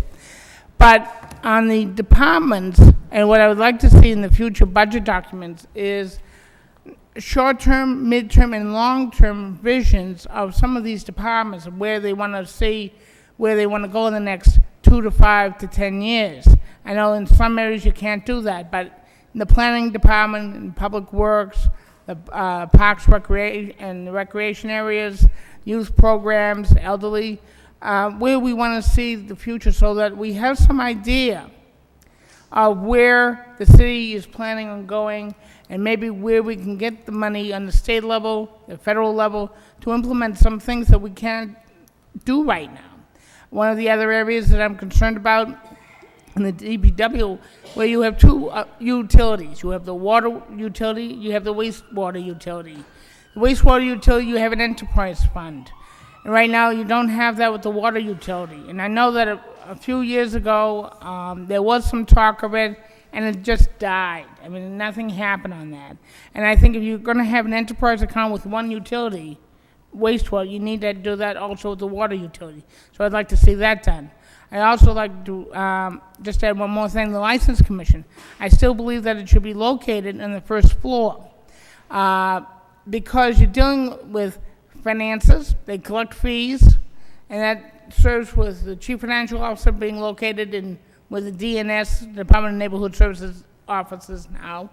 You also have the Assessor's Office, the Auditor's Office, the Treasurer's Office, all in the first floor. So I think the License Commission office should also stay where it is now because it is consumer friendly, it is business friendly, and he also, it's a one-person operation. And if he has to be called into Boston regarding the ABCC, you know, to in regards to going to seminars or whatever, that he really needs to be there. And I have problems if he goes upstairs to the law department and he's not able to service the people that regarding the license fees. So I'll talk regarding the budget on the hearing on the other matters next week. But I just wanted to say that these are the important things that I care about, and I'd like to see them in the future budget documents. Thank you very much. Thank you, Mr. Goldman. Motion to refer the petition to the city manager for consideration by Councilor Broderick, second by Councilor Rita Mercier. All those in favor say aye. Any opposed? Matters referred to the city manager. Next petition is from Carol McCarthy of the Sacred Heart Neighborhood Group regarding the safety at the intersection of Moore and Meadowcroft Street. Mr. McCarthy. Yes, good evening, Mr. Manager, Mr. Mayor, and the members of the City Council. My name is Carol McCarthy. I live at 64 Blossom Street. I've been co-chair of the Sacred Heart Neighbor Improvement Group since 1992.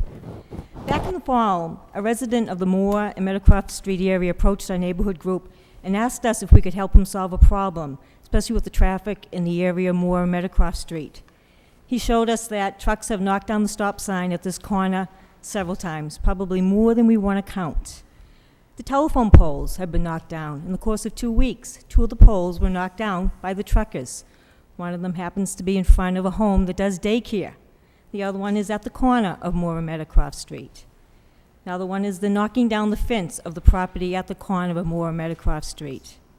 Another concern that the residents are all saying is generally in the early hours, not even considering the daytime hours, but the early hours in the morning, the cars that go speeding up through Meadowcroft Street, go speeding along Moore Street. A lot of these cars are using the cut-through from Gorham Street to get to one end of our city to the other end. Bottles are being thrown out, and they find them in the neighborhood during the daytime. Mr. Lynch, Mr. McCarthy, I know you have been helping us since the fall with this issue.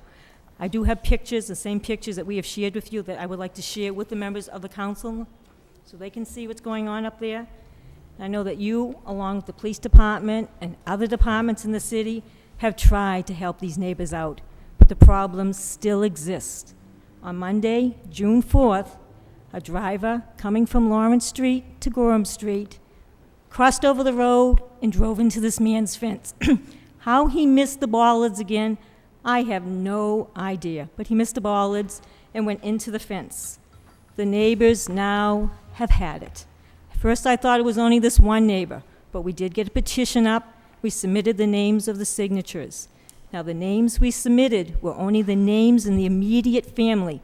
We didn't even walk up and down Moore Street to get the other residents. So the neighbors now would like to ask that the city erect signs saying no through truck traffic, especially between the hours of 10 p.m. and 7 a.m.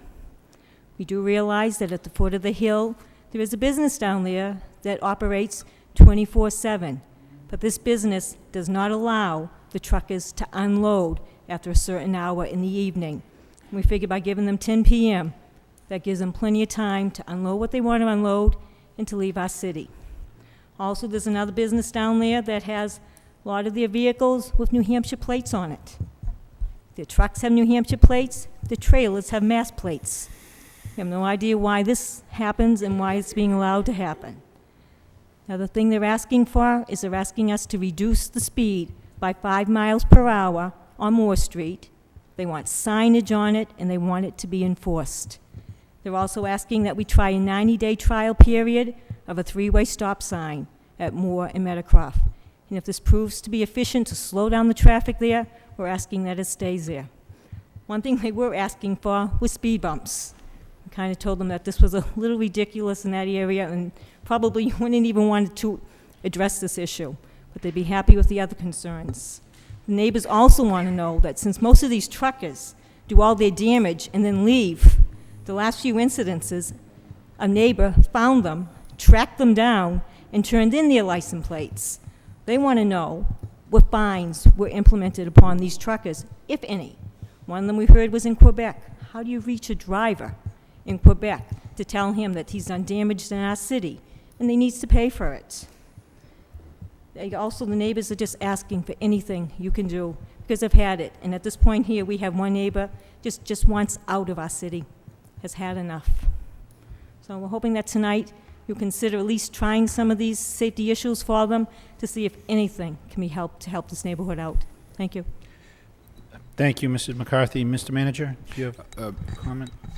Mr. McCarthy, I appreciate your noting the efforts that we've had over the last several months to try to address some of these concerns. Apparently, these are long-standing concerns, or I should say I'm aware that these are long-standing concerns in that neighborhood, and certainly over the last several months we've tried to look at a number of different options. I think there's clearly more work that we need to do out there. I think we certainly can look at the issue of the trucking and the speed limit. There are state laws and state regulations that we have to abide by in erecting signs. It isn't just a choice on behalf of a community as to whether to put a sign like that up or to set a speed limit. There are standards that have to be followed, but we certainly can conduct those necessary studies and see what we can do with that. Same for the stop signs, but I think we may have a little bit more flexibility on that. Interestingly enough, the idea that you had, or that someone had regarding the speed bumps, they wouldn't necessarily be speed bumps, they'd be something else, a different type of traffic calming device could be looked at out there as well, and that may be the more likely option. Those have issues as well, but there's a little bit more opportunity for the city to put those in place. The problem I see with those, of course, is be careful what you wish for, because they tend to be noisy if they're not adhered to.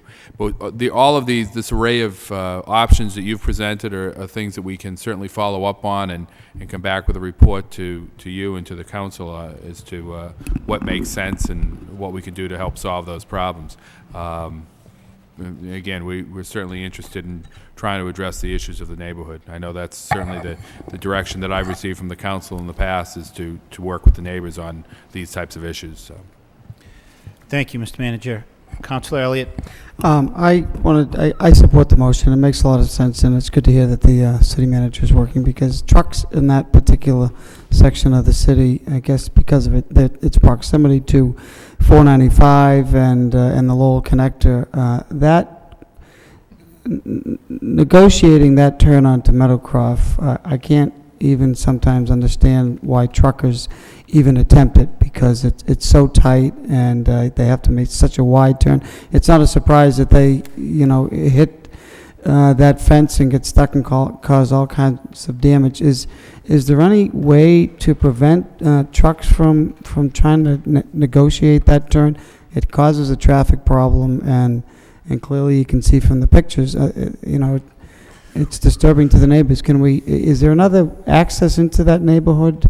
Not that I'm aware that's of. not going to, push the problem to, to the other side off Gorham Street, because, it's an industrial neighborhood, and, we want businesses, but we don't want, Councilor, I lived you live right next 15 feet there. from this intersection for 15 years, and the only other access in is an even narrower street off Gorham on Lundberg. So does it make sense to prohibit the hours of operation? Well, again, the problem with the truck exclusion is, there are certain standards that have to be in place in order to actually enforce it. The other issue is it doesn't apply, a truck exclusion does not apply to trucks that are going to a property on that street.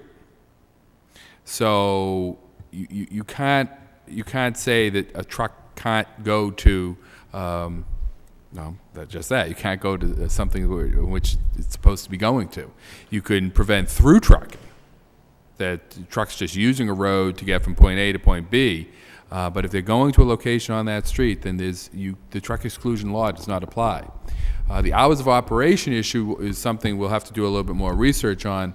But again, that applies to the property, not to the, it wouldn't apply to, if they have business at that location, you couldn't stop them from doing that. Okay.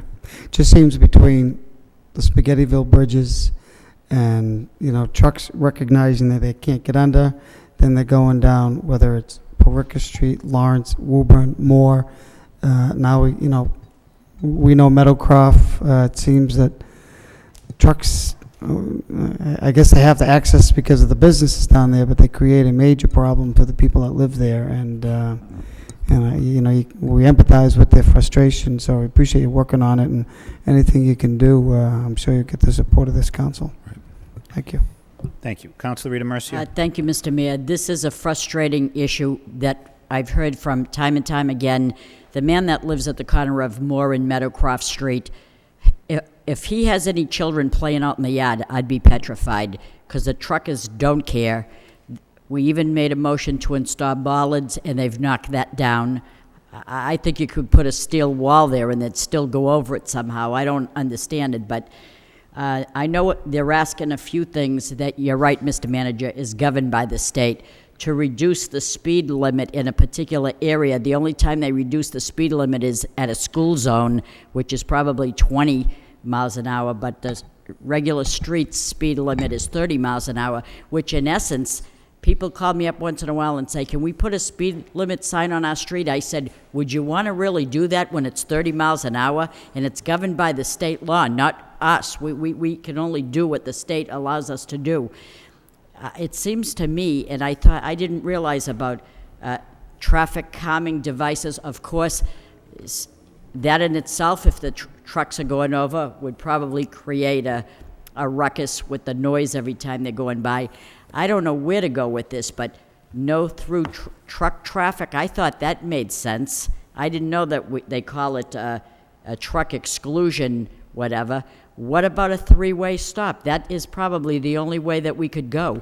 This board governs a three-way stop, and if we have the traffic engineer coupled with the petition here, coupled with the fact that we have no alternative what to do, then that might be the way to do it. At least they'd have to stop and make a wide turn instead of just barreling around that corner and saying, let's chance it. Because 99% of the time, those trucks that are doing the damage are long gone and the people are sleeping. So I understand why they're saying the time limit. At least if they go through my yard, I want to be able to catch them. Not that it matters at night, they're gone. And so I think we can do something here. At least let's try to do a 90-day, 60-day trial on a three-way stop and get the traffic engineer there somehow and see if we might be able to do that. At least we'd have to stop them down anyway. Councilor Caulfield. Thank you, Mr. Mayor. I believe there's a company on Meadowcroft Street, a box company, a packaging company, and as the manager's indicated, legally, we cannot stop a truck from making a delivery or picking up a delivery. But, Mr. Manager, I think we could set stipulations on the tonnage of the truck that goes down that street. So I'd like to have the law department research that to see if we can eliminate trailer trucks from going down the street and just a box truck, which would be a lot smaller, a lot lighter in delivery. The companies have a trailer truck to save money. They can deliver more boxes, more equipment, supplies in that one trailer truck. If they have to use a box truck, it's a little more expensive. And I know that intersection, I know that corner very well. There is no room for a 40 or 50-foot trailer truck to make that turn. So Mayor Martin has lived up there for years. But if we can set a stipulation, a 40-foot box truck, the tonnage of the truck, et cetera, I think that'd be the way to go. Well, we can certainly, if I may, Mr. Manager, sure. We can certainly research that. I don't, we'll look into that, Okay. Councilor. I guess that's the best way to put that. Motion to refer this petition to the city manager for report and recommendation by Councilor Broderick, second by Councilor Donahue. All those in favor say aye. Any opposed? The matter is referred to the city manager. Next petition is from Daniel Courtois requests the city repaint crosswalks at Appleton and South Street. Is there anyone here to speak on this petition? Oh, he's not Okay. here. Motion to refer to traffic engineer by Councilor Broderick, second by Councilor Rita Mercier. All those in favor say aye. Any opposed, matters referred to traffic engineer. Next item is a petition from Antiquities and More, 187 Central Street, requesting restoration of the loading zone and to address safety issues. Is there anybody who wishes to be heard on this item? So give you a name and address, please. Hello, thank you. I am Elaine Lacrosse. I'm owner of Antiquities and More on 187 Central Street. And because of some safety concerns down on Central Street, I'm kind of forced into, because of my business and the meters during the day, to doing a lot of unloading and loading in the evenings and on Sundays when the downtown area is pretty quiet. And actually, Melissa from Parking Department actually suggested that I ask that the tow zone sign, of which I did forward pictures, be changed back to a loading zone, because it used to be a loading zone, I guess, probably prior to my business, which has been there 2 years. And that way I could load and unload during the day or in the morning, and I wouldn't be down on Central Street in the evening. I have some concerns about safety down there right now. There's a lot going on Central.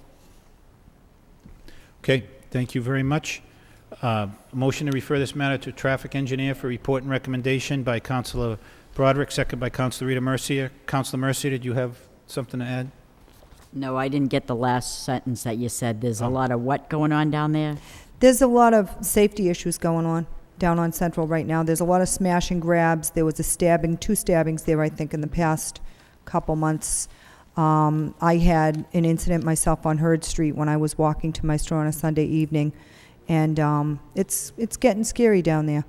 You know, I think maybe, you know, I'm not from the city of Lowell. I've been a business owner in the city of Lowell for 2 years, and I don't know, maybe it's because I'm a country girl and not a city girl, but this kind of is just very scary to me. I know that, you know, it just seems like there's been more activity down on Central Street. I think maybe because Central Street is kind of falling away from the center, even though we are part of the downtown area, I don't think it gets the police patrolling and the foot patrolling and bike patrolling that maybe Merrimack and other streets get. So we're kind of in left field, and there's been a lot more activity down there. It's scary to be down on Central Street right now and have a business down there. Mr. Mayor, Council, through yes. you to the city manager, if you have your departmental meeting tomorrow, would you bring that concern Absolutely. up to the police chief? Thank Yes. you. Thank you. Okay. Thank you, Ms. Lacoste. Thank you. Lacrosse, I'm sorry. All those in favor of the motion say aye. Any opposed? The motion is approved. We have one claim for personal injury. Motion to refer that to the Law Department by Councilor Ramirez, second by Councilor Elliott. All those in favor say aye. Any opposed? That claim is referred to the Law Department. Under the motions, the first motion is by Councilor Rita Mercier. City Council requests the city manager have the city engineer evaluate the street erosion concerns in the area of 206, 214, 221, 222, 227, both sides of Burnham Road. Second by Councilor Caulfield. Councilor Rita Mercier. Thank you, Mr. Mayor. There is no secret that I live on Burnham Road. I would probably not have asked the city for any attention to this situation, especially in front of my house, but it is of the utmost importance to my neighbors on both sides of the street, where it is apparent that erosion is taking place and washing away the front yards of people's property and leaving a gully in its place. If the property lines up evenly or higher, that isn't going on. But if the property frontage is lower than the street, then we get all the way down the street, you see erosion taking place. I'm passing out pictures right here. If you could have, Mr. Manager, the city engineer take a look at the damage, and if no pipes are broken under the road, then I would ask that a berm be placed on both sides of the street to divert the water flow on the street instead of through people's front yards. Many years ago, I had a berm put in front of my neighbor's house to the side of me, and his property is just perfect for all those many years. So that could be just the solution that we need. And I'm passing those pictures around so you can see the extent of the damage on both sides.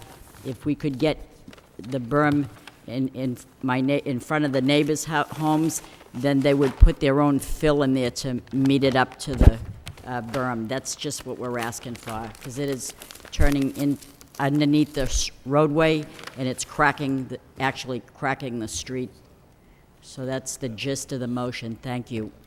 Thank you, Counselor. All those in favor of the motion say aye. Any opposed? The motion is approved. Next motion by Counselor Rita Mercier. The City Council requests City Manager take necessary steps to rededicate Cumanzelas Field. Second by Counselor Armin Mercier. Counselor Rita Mercier. Thank you, Mr. Mayor. There are times when we know certain parks need to be upgraded, but scarcity and funding prevents us from going forward with the necessary improvements. This is one such park area, Cumanzelas Field, the home of the AYO, the Acre Youth Organization, but through the efforts of our State House delegation, who were able to secure a grant provided by the Commonwealth of Massachusetts through an earmark grant of $48,566.48, Representative Golden, Nangle, and Murphy, along with State Senator Steve Panagiatakis, championed the way. This park, dedicated to Michael Cumanzelas, born in 1954, was a lifelong resident of the Acre section of Lowell. He died on August 17th of 1980 while serving his country in the United States Navy station in Okinawa, Japan. This field, dedicated in his honor, now has a new look, and rightfully so. The city, through the efforts of the DPW and the Parks Recreation Department, completely renovated Cumanzelas girls softball field as follows. They got a complete renovation of the backstop, fences, new dugout complete with cement floors, canopy roofs, new chain link barriers, and players' benches. Completely remodeled Little League field, including sod and irrigation throughout, a new infield diamond with clay base paths. Having completely remodeled and renovated the field, I feel it's only fitting that we rededicate Cumanzelas Field and celebrate the partnership of work between the State House delegation, the in-house work of our city workers, and the people who use this lovely field. Thank you. Thank you, Counselor. My daughter had a game there last Thursday night. The field's in great shape. Oh, good. Thank you. All those in favor of the motion say aye. Any opposed? The motion is approved. Next motion by Counselor Rita Mercier. City Council requests the city manager have the city electrician install a light over the 4 portraits of fallen police officers in the lobby of City Hall.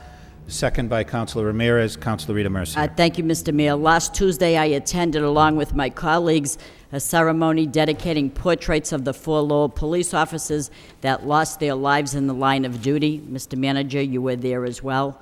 These 4 beautiful portraits of officers Patrick F. Levitt, George F. A. Pearsall, John Joseph Wynn, and Christus G. Russis were unveiled, and they are in the main lobby in City Hall downstairs.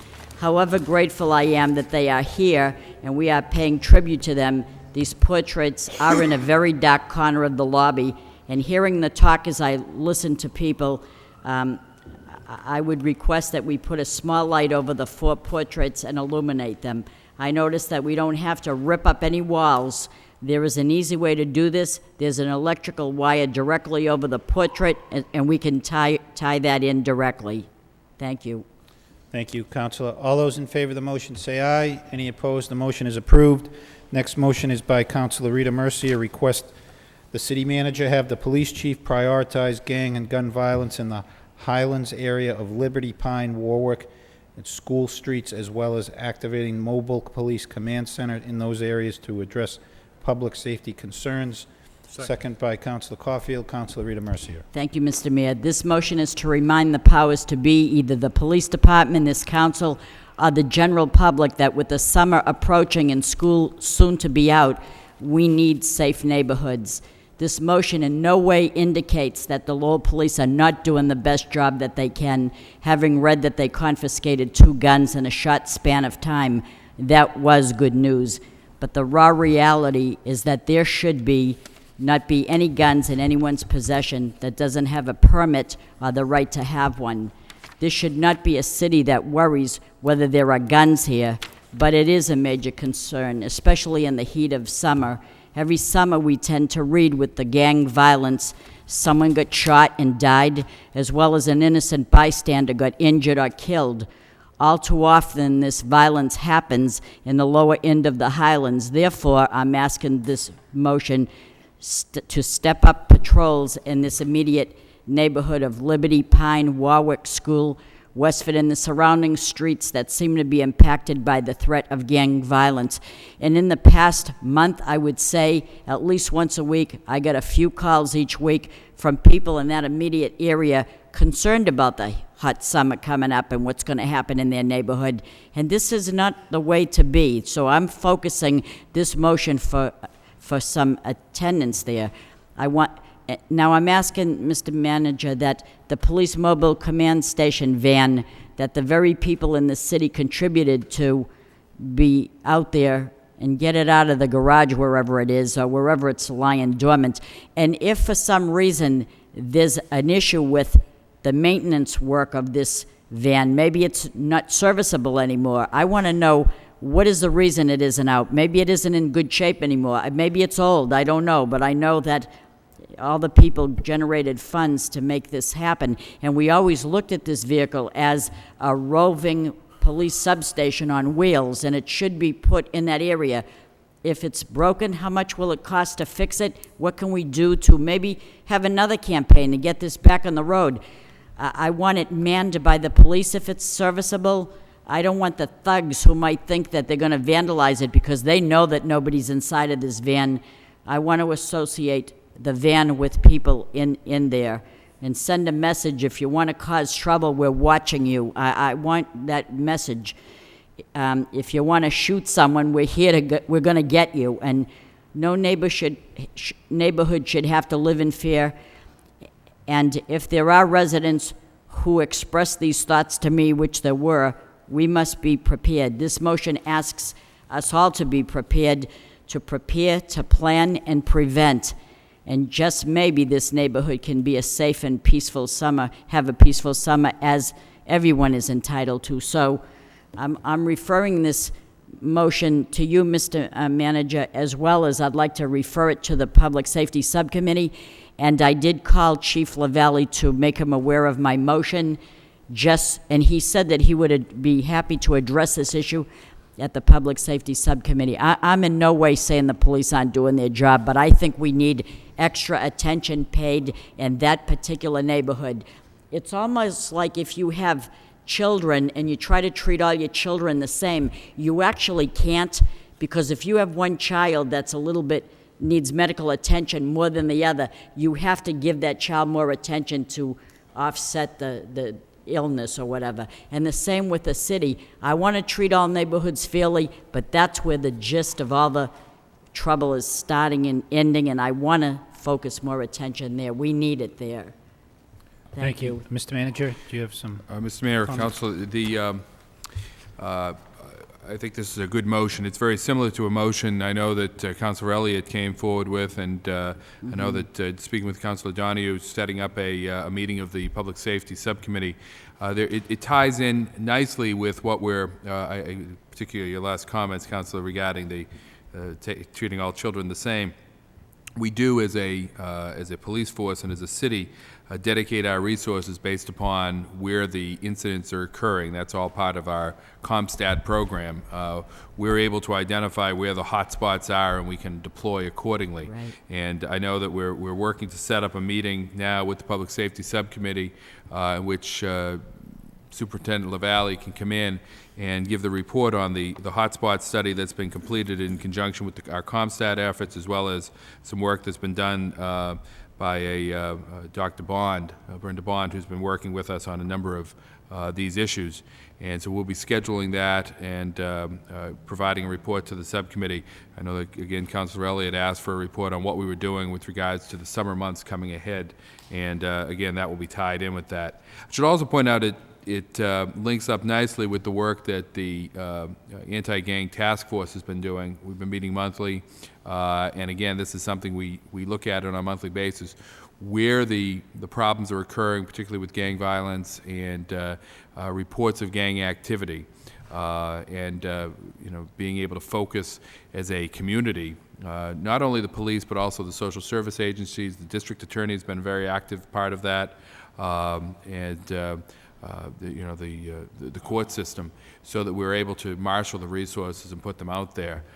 We have reinstituted the neighborhood impact team. That's been going out every Saturday for the last 4 weeks. We are going to continue doing that through September, where we go out and send out police, the code inspectors, the public works department, the fire department, neighborhood services, and go in and do really a full-scale attack, if you will, on a particular neighborhood to identify where there's activities taking place, illegal activities, and using whatever resources we have to really combat the problems that we're seeing. So I think that the efforts are certainly underway. I think that we are out there in the hotspot areas, and we'll be happy to report to you on how we're doing that through the subcommittee, and then a report back to the entire council. Thank you, Mr. Manager. Thank you. Councilor Donahue? I was just going to ask about scheduling that. Mr. Manager, one of the suggestions was that we schedule it 2 weeks from tonight, but you won't be here. Is it necessary? Can the chief? Chief LaValle can, Chief LaValle and I meet on this on a regular basis, and so I'm certainly up to speed. And we could do that certainly on the 26th or... if we can do it the 26th at 5:30, that way, I think it is important before the summer starts that we get an update from the chief and as far as what he's doing. So I know 2 of the members are here tonight and are available, and Councilor Milanazzo, I'm sure if it's on a Tuesday night, will be. So we'll schedule that for 5:30 2 weeks from tonight. Thank you. Councilor Armin Mercier? I think we don't want to forget the possibility of partnering with the Sheriff's Department and having that particular van made available in these trouble spots a couple of days a week or something. So, not only the Lowell van, the police van, Lowell's police van, but the Sheriff's van. I think that would really do a number, I think, in those neighborhoods. We have, yes, Mr. along Manager. those lines, we have been working, I think everyone knows, with the Sheriff's Department on a special warrant unit going out, Yes, and that's been very successful in taking people off the street. I think that van in any particular location that was just mentioned would go a long way to tell everybody there's a strong message here. Okay. Thank you, Councilor.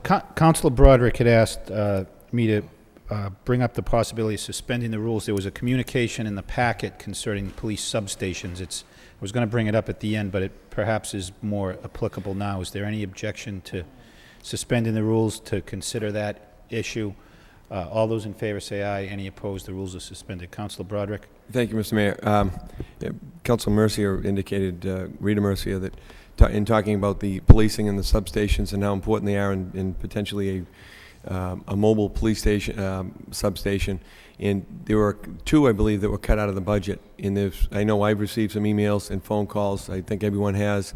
And there was talk, I think, from Superintendent LaValle of at least retaining the one in Pawtuckaville on University Ave with the help of the landlord, who was graciously offered to let them stay rent-free. I didn't know if we have an update on that, because I know there's a lot of concern over there with the businesses. Mr. Manager, I thought it was the one in the acre.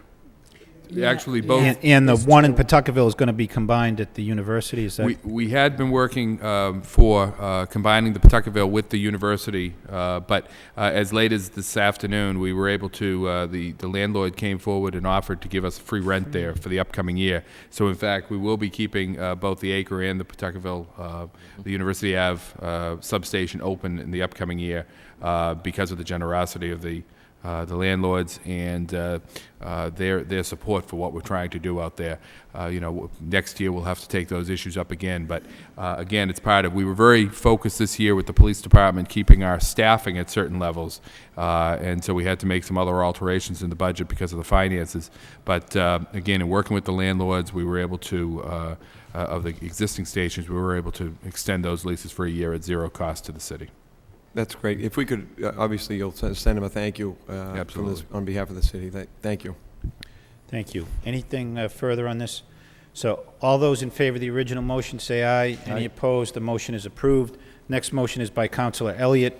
City Council requests the city manager have the proper department install a light on pole number 2 on Woodward Ave, second by Councilor Armin Mercia. Councilor Elliott.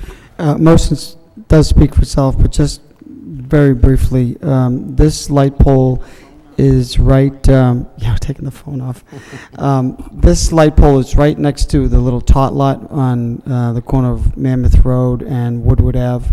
And apparently, when the lights go on, there's this is coming by way of the basketball league. At night, kids hang around. There's some activity taking place because of the trees and the cover. A light in that area would go a long way to prevent any activity from taking place there. So, that's the motion. Thank you. Okay, thank you. Anything further? All those in favor of the motion say aye. Any opposed? The motion is approved. Next two motions are mine. Any objection from taking them here? The first is that City Council requests the city manager have the traffic engineer investigate placement of a left turn arrow from Rogers Street into Oakland Square. Second by Councilor Ramirez. Mr. Manager, this is right at Shed Park. As traffic's at the intersection going, I guess, toward Tewksbury, it's a very difficult left turn, and several neighbors have asked me to see if that's a possibility to institute a left turn arrow. There may be some expense to it, but there may not be. So if we could just investigate that and get a report back. All those in favor of the motion say aye. Any opposed? The motion is approved. And the last motion is mine also. The City Council requests the city manager take necessary steps to have the city be able to accept tax payments by credit card. Second by Councilor Elliott. This was a constituent request, but as I understand it, we do accept credit card payments on the internet, but not in person. There are a number of people who'd prefer to pay for this. They get different bonus points for airline tickets and vacations and all sorts of things. So if we're accepting it on the internet, I'd like to see if we could do it for people that come to City Hall in person as well. And that's the gist of that motion. Any further discussion? All those in favor say aye. Any opposed? The motion is approved. And that concludes the agenda. So motion to adjourn by Councilor Armin Mercia, second by Councilor Broderick. All those in favor say aye. Any opposed? The meeting stands adjourned.